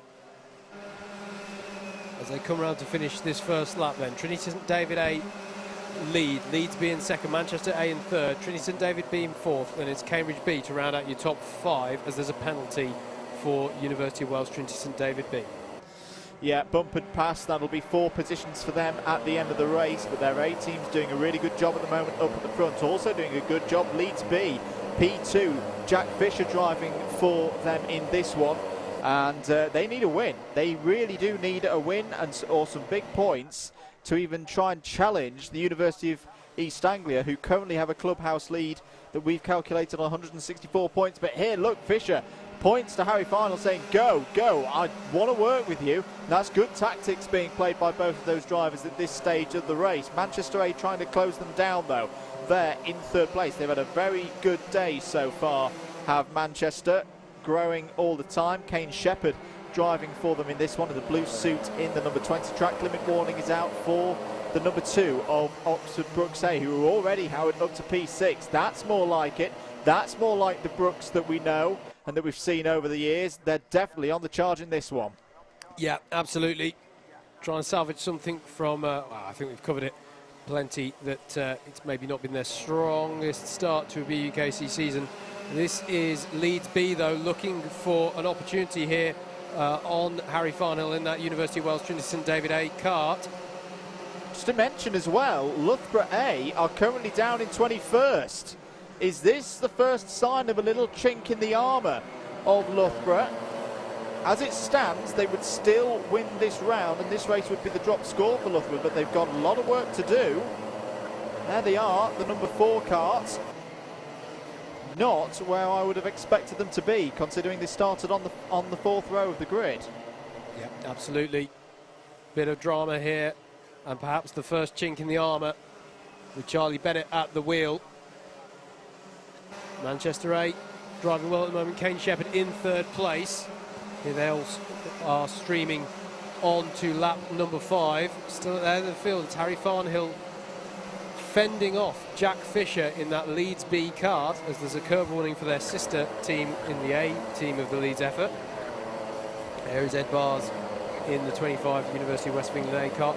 Not going to be points eligible, but always impressive to see how a driver of his standard races here, and don't be too surprised if we see the University of West of England A come into the 4. If we don't give him much mention, it is because he's not scoring points, but he is one of the best Club 100 karters in the country, so giving him fair mention there. Here he is on the tail of the number 30 Nottingham Trent B kart and setting up a move into Billy's blind, and trying to follow through is the University of West of England B. Now that's a different one. He may not be points eligible for UE West of England A, but he's doing a brilliant battering ram job for the sister team in the 53. That's brilliant stuff there. Just keep an eye out for Callum James in the Oxford Brooks A car. A new name in that one. The other thing I will say about Brooks at the moment, it feels like they're starting to have a changing of the guard. Yes. No Carl Morby today, for example, Good point. a name that we normally see in the A team.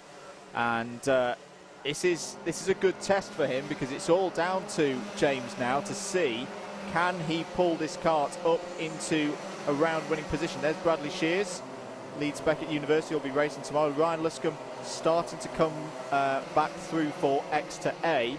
At the moment they're in a position where this race would be their drop score. They've got to get 7th or higher to start improving their current score of 171 points.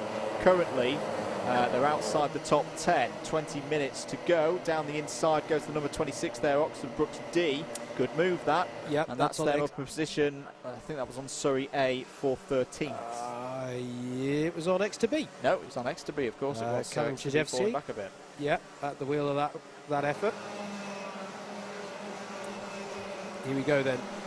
The 46 of Warwick C challenging Newcastle A down into Billy's blind. We'll try and tuck underneath in the S's if there's an opportunity, but there isn't at the moment. So it stays as they were. Going down the Sturmey straight now. It's now Oxford Brooks C who applies the pressure to X to B. So another Brooks v Exeter battle going on up ahead, but this is a good effort. And there is no, that's not that. That is Leeds A and Loughborough A. So Loughborough A beginning to recover here. Charlie Bennett at the wheel of that number 4 kart, getting Loughborough up, just beginning to knock on the door of the top 15 now. Drama for Brooks A. Don't know if we've caught it on camera, but Brooks A are down to P10. Still in the race. Less than 10 seconds off the lead, but they've lost 5 or 6 positions there from where they were. Yes. And that is not the direction they needed to be going in. Down the inside of the number 18 goes the number 4, so look for A past X to B there for 15th place. Bit of contact, it looked, between, I think that was Newcastle A and Warwick C. Yeah, and it's not obvious what's befallen the Brooks A kart. I can see that their pace is fine just looking at them out the window. We've got close attentions from Exeter. It was the last lap, Howard. Obviously, it's been scrubbed now, but the last lap but one from where we are now, they did a 47.590. So maybe ran wide a little bit, lost 5 or so seconds there. And getting by X to B there, nice little move there. So good battles going on in the mid-pack here. There is the number 5 of Cambridge A, who Cambridge had a low starting position, didn't they, in this one? So Giulio Peroni I've got down for that kart, working his way up through the field, as Cambridge have done several times today, rather impressively. As X to A trying to get past Nottingham Trent B here. This is for 9th place. This is a good fight back from Luscombe. And Brooks A trying to fight through as well. Ooh, you've got to sort yourself out here. Wide. And that was a tiny glance with the tyres. I'm not sure how that's going to be called, to be honest. There's a yellow flag out at the S's. And there it is. That's it. That's Brooks it. cannot win the round. I was just about to say they need to win the race to have a chance of winning the round in a tie-break situation with Loughborough. They now cannot do that. The best they can get for in this race number 5, is a 2nd place and 59 points, which would leave them 1 point short. So for Loughborough, that's one of your rivals gone. Yeah. A little bit closer to this historic quadruple of round victories in the BUKC to kick off a new season. Yeah, it's that simple. The yellow flag that you saw in the background was as down the inside of Loughborough A there goes, that was the 30, wasn't it, of Nottingham Trent B. Yep. Which means there's been several changes already this lap, because you can see on your timing towers that they weren't lying astern. So that's interesting. So the next number that the spreadsheet of doom is chucking at us is 4th.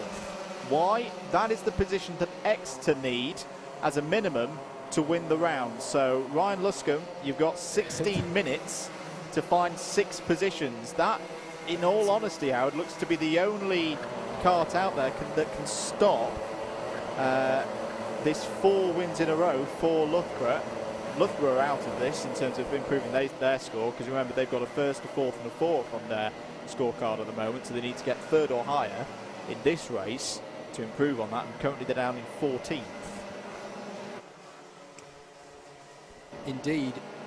Where are we at then? University of Wales Junior St David A lead by just 2/10 from Leeds B. It's still Jack Fisher chasing Harry Farnhill.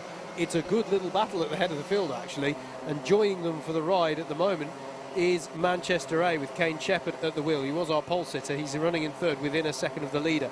3.5 seconds back is the 39 of Cambridge B. Alistair Senior having a good drive in that effort. And then in 5th place at the moment, it's Ed Barrs, not eligible for points in your West of England A. University of Wales Trinity St David B are in 6th place, but have a 4-place penalty to be applied at the end of the race for bump and pass offences. Then it's University of Wales, then it's University of West of England B, who are currently 2nd highest place of the points eligible clubmans, and then it is Brooks B and Brooks A, and then Exeter A in 10th, as Andrew says, the only team that could really upset the Loughborough party today, but it's a tall old order. I mean, you say 4th place, mate, the gap 7 seconds to that to that position that they need, and there's a lot of fast drivers between them and it. Oh, I'm saying one of them is ineligible. Yeah, let's say 5th on the road, because Ed Barrs in that number 25 card is not eligible for those points. We're looking here at the Manchester A kart with Kane Shepherd at the wheel, and he's coming under the close attentions of Ed Barrs. Can we just say that Jack Fisher is pushing Harry Farnhill like hell in this race. It's something I've really enjoyed today. Yeah, it's the number of drivers who, you know, they're into their 3rd, 4th year of BUKC. Yep. Who've stepped up today, and I'm putting Jack Fisher in that class. Agreed. He was not a slow driver before, but I don't remember seeing Jack competing for race wins in this manner in his previous years in the BUKC. And we've sung the praises of Harry Farnhill.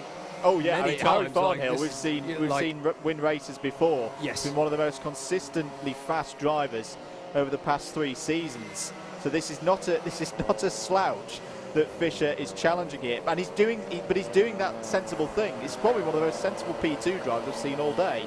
He's not fighting with Harry Farnhill at the moment. He's knowing, with that experience, if I keep working with him, may not win the race, but it'll be a P2 and maybe a P3, and they keep bridging that gap, keep pushing that gap out to the likes of UEA and Cambridge B, and getting it above 5, maybe 10 seconds at the end of the race. Absolutely, absolutely that. Cone penalty for Exeter B. We also saw a cone penalty for Warwick B as well. So some of our clubman teams, actually no, excuse me, Exeter B is a Premier team getting that penalty. Just looking down the order. Birmingham A and Swansea A have just got past Warwick B. That's in a battle over 24th place. As there's the cone replacement there from JV on the S's. He's been doing that a lot today. He has been doing that a lot. He's definitely got his 15 minutes of exercise in, running back and forth on that today. Kane Shepherd's keeping in touch. We were talking about a good P2 drive here. Kane Shepherd there in the number 20 Manchester car isn't letting them get away though, is he? He's impressed me so far with his ability to keep them in his line of sight in this one from this top 3. And actually, do you know what? I'm impressed at how much of a gap they're maintaining to Ed Barrs as well. Yeah. Actually, you know, it's a good few, what is it, 3 seconds or so back to Ed Barrs. Not eligible for points, just a very important, yardstick of pace. A champion in the Club 100 Sprint Series at a lightweight level. Yes. Which has been probably the most competitive of the Sprint Series for the last few years. There's always 5 or 6 drivers who can win that one. 11 minutes and 40 seconds, this 4th round of the 2021 BUKC Mains Championship to go. Battle over 11th place, Andrew. Loughborough A could overtake the only team who can upset their day. And that, at that point, I think it's checkmate on the whole field, because Loughborough A can then just be annoying and hold Exeter A up as much as they want, as legally as they want, and Exeter A will not be making that progress they need to do to wrestle the round away from them. I'm just seeing if I can spot it out there actually as a battle. I'll let you know. It's coming out the final corner just now, an overstart finish. Yep, good spot. Good spot. Coming on to a new lap now is Exeter A. It's a good battle actually that's headed up by BUKC at the moment, coming through the S's and onto the Sturmey Straight. We're still looking here at Leicester A versus Nottingham Trent B, I believe is what we're looking at. Yep, so number 30 making a move there, getting through back past Leicester A. That's Trent B back up to 18th place. Again, I've been really impressed with Nottingham Trent so far this season. It's one thing to get an A team up towards the front of the field competing for race victories, but to bring a squad, a number of teams, that B team very much looks like it belongs here in this level. Again, if there's any new clubs want to think, we'd love to have a go at this, or a university not in it at the moment, go and have a study of how Nottingham Trent have come into this championship the last few years. It has been the model example for me. Yes. Loughborough have done it. Ahead of the Exeter A cart now, in 11th place. So that is now, not sure how, there it is. Here it is, Charlie Bennett ahead is the front car here, the number 4, that is Loughborough A, and the number 3 is Exeter A. So Loughborough A still, as Andrew said earlier on, well off improving their score. They'd have to be running in the top 4 to do that. But they're now sat in front of the one car who can take it off of them. Very impressive form from this Loughborough team. And if they can just hold on for the remaining 10 minutes, are, we think, going to set a new standard of 4 consecutive round wins. Now, let's be fair, the BUKC never disappoints on keeping things close right up until the last, but this is a very impressive form that's being shown by the Loughborough squad at the moment. Ed Bars has just set the fastest lap of the race so far, 40.780. But he's still a couple of seconds off the back of the top 3. I'm very impressed by the top 3 in this race. Very impressed. Birmingham A, penalty for them, 24th place at the moment. So I think they've had a decent afternoon. A 3rd, an 8th and a 12th. They're going to be there or thereabouts, I think, in the top 10 overall. But they're not going to be improving in this final race of the day. Keep your comments coming in. DW Media says us heavies would be competitive if Joe Holmes would retire. I don't think that's happening anytime soon. But to mention, the Club 100 Sprint Series will be returning to your screens here on the Alpha Live network of channels. 16th of May is the date you need to put in your diaries, as there's a key move. Loughborough A going down the inside of Brooks B. That's them up to P10. All the action from the new season of the lightweights and heavyweights Club 100 Sprint Series. Is it Wilton Mill we're at for that one? It is indeed. There you go. Jacob's going to get both of the Midlands tracks over the next few weeks. But yeah, a very competitive series. If you've not watched it before, some fantastic drivers in there. Say Joe Holmes, multiple-time champion Ed Bars, Steve Super GT Brown. Yeah, brilliant series. Competing. I was going to say, you are specifically talking about the sprints. There's like Club 100 series in general, some brilliant drivers there, and us in the endurances. But yeah, still a brilliant job being done here by Loughborough. As behind them, this is a fun little battle going on between Oxford Brooks and Brooks. Yes, yes, it is. Why have you done this to me, teammates? It is. I can't do you believe know you've done what? this. Actually, Brooks C got by Brooks B earlier as well. Yes. Brooks B was originally ahead of both C and D, and there's a bit of like, what are you doing back here? Shouldn't you be further up? So, I think not the... I shouldn't laugh, but that is not a happy Brad Butcher that he's just been overtaken by his teammates. No. But it does go to show how just look at your timing tower and you will note all 4 Brooks karts are running in the top 15, well, top 13 of the BUKC field that, as we've commented throughout the day, is of an extremely impressive calibre these days. Still at the front of the field, though, Andrew.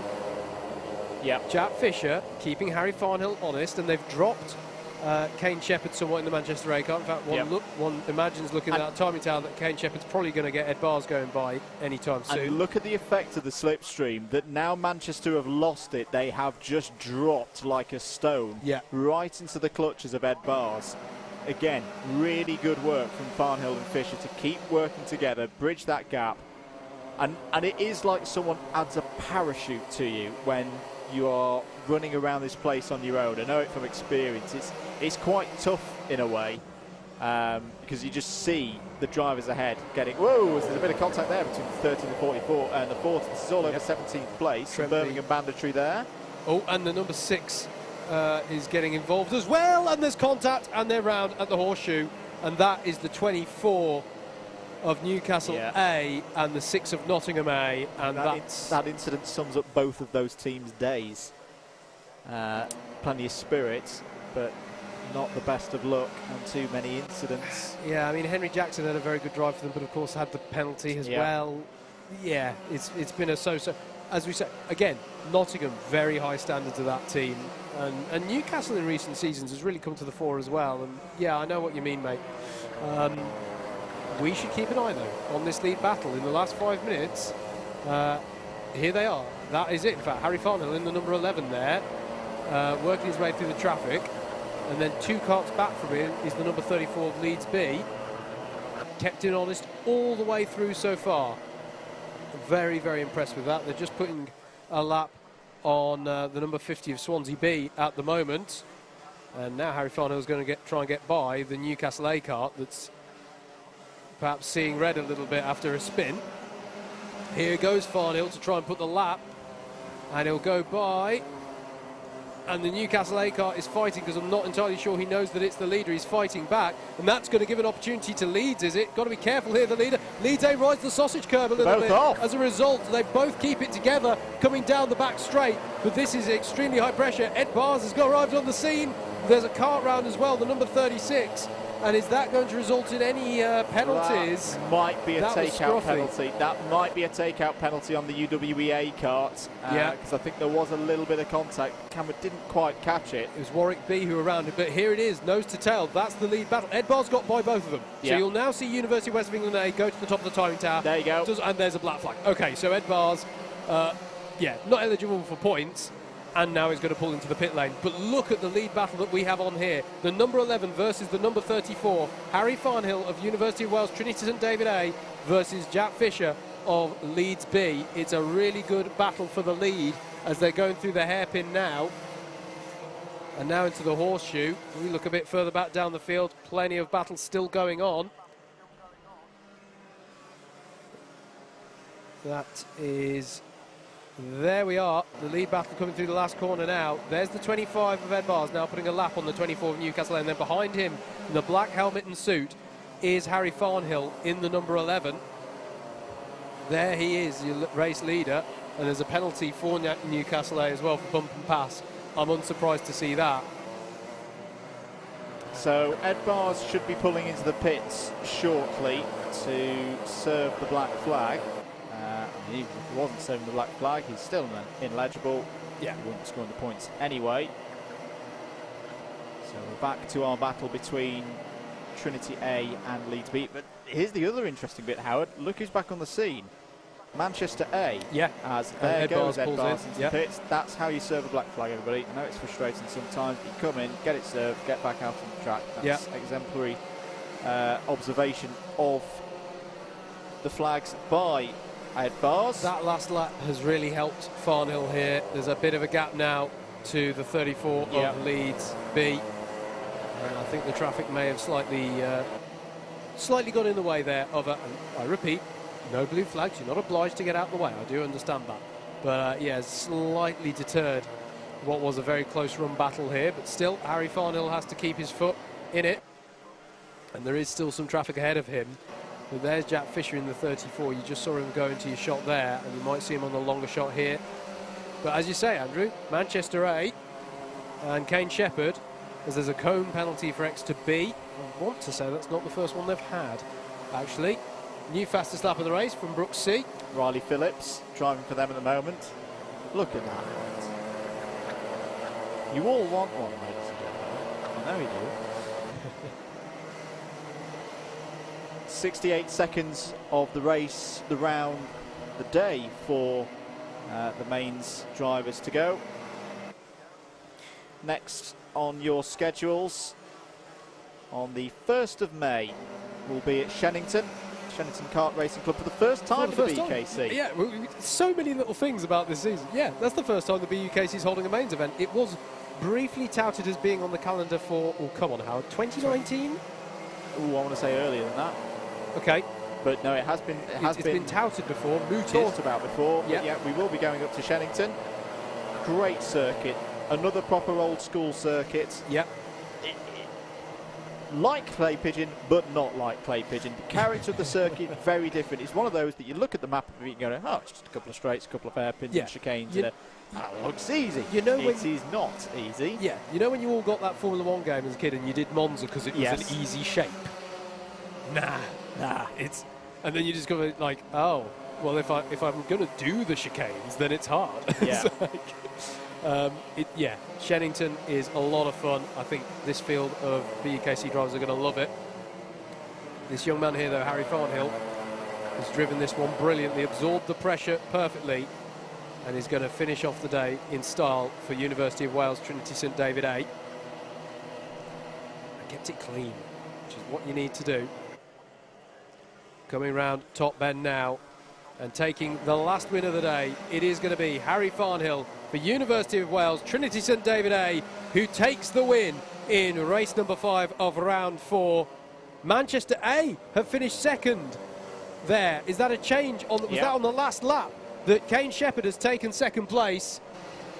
But coming across the line now to take 9th in the race, but winning the round as far as we can tell. Impressive stuff, setting a new standard as far as we can tell for consistency of success, taking their 4th consecutive round win. Andrew, Loughborough A, very, very impressive. The first time in over a decade that a team has gone from round 1 to round 4 unbeaten and could mathematically seal the title at Shennington now if they continue this streak, which would be even more remarkable. Penalty for Exeter A on the final lap. Bump and pass. Ooh, that's going to be a big one if it's on the last lap of the race. So not good news for them. So that's very, very impressive stuff there from Loughborough. And actually, does that threaten Exeter's position for a second, potentially? I've not plugged the numbers in, but we'll wait and see on that one. Don't forget that you can get all of the confirmed results at results.alphatiming.co.uk. Click on British University's Karting Championship and you can find all of the official results there as they're posted.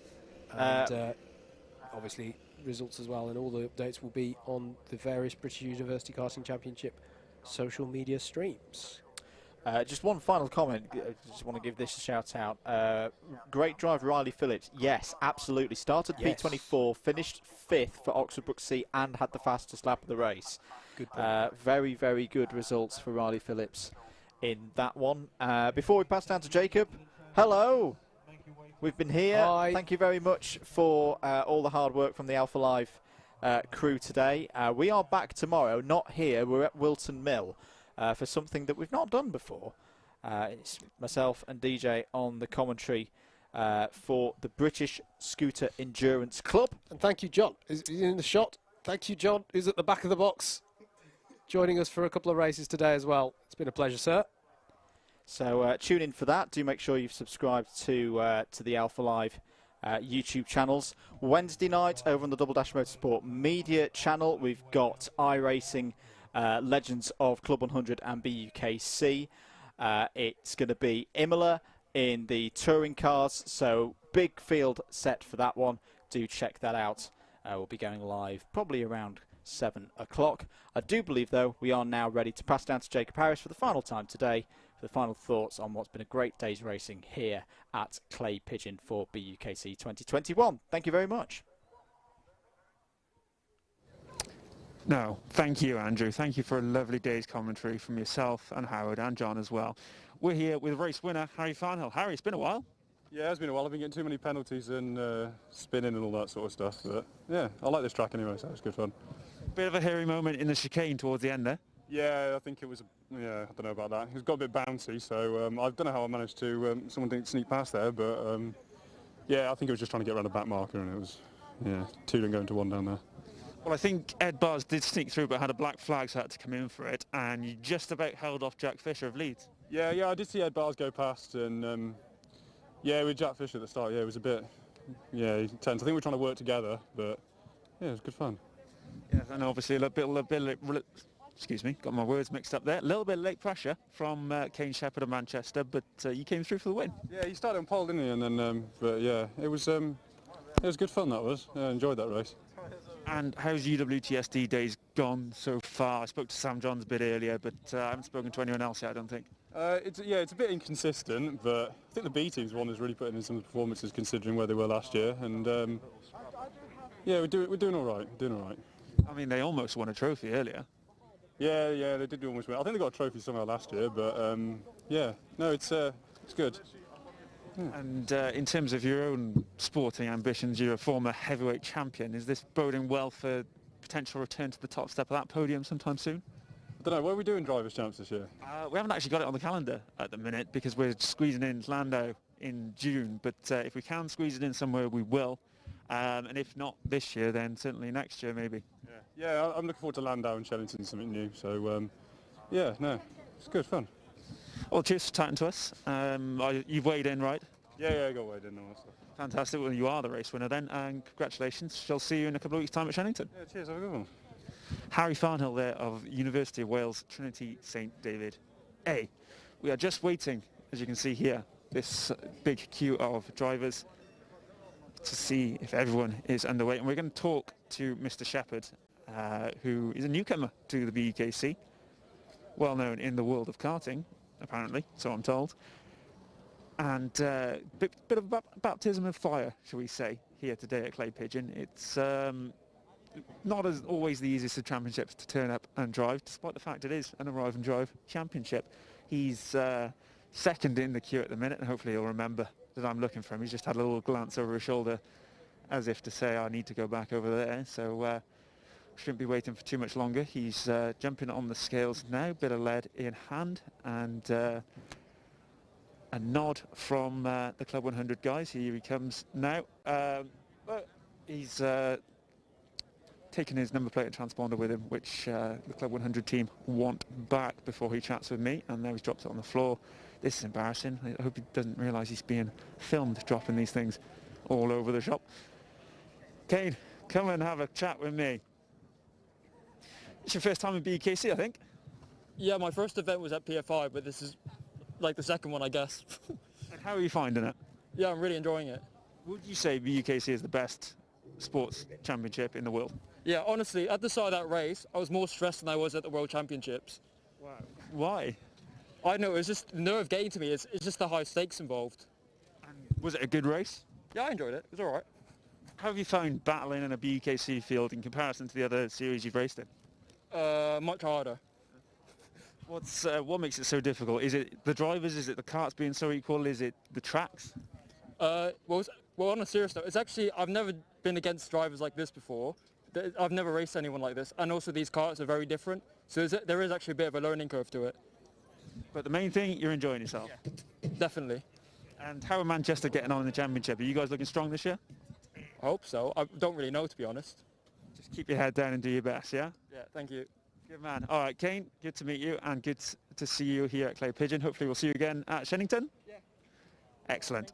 Speaking of which, that's all we've got time for today. Well, we've got time for plenty more, but there won't be anything.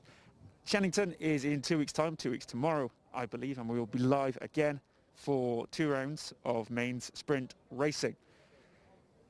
Unfortunately, we've come to the end of today's racing, and I'm going to have to sign off now. We're saying thank you for joining us. A couple of hundred of you have been across YouTube and Facebook and kept the chats lively throughout the day. We really appreciate it, and hopefully you've enjoyed watching our racing. But for now, good night.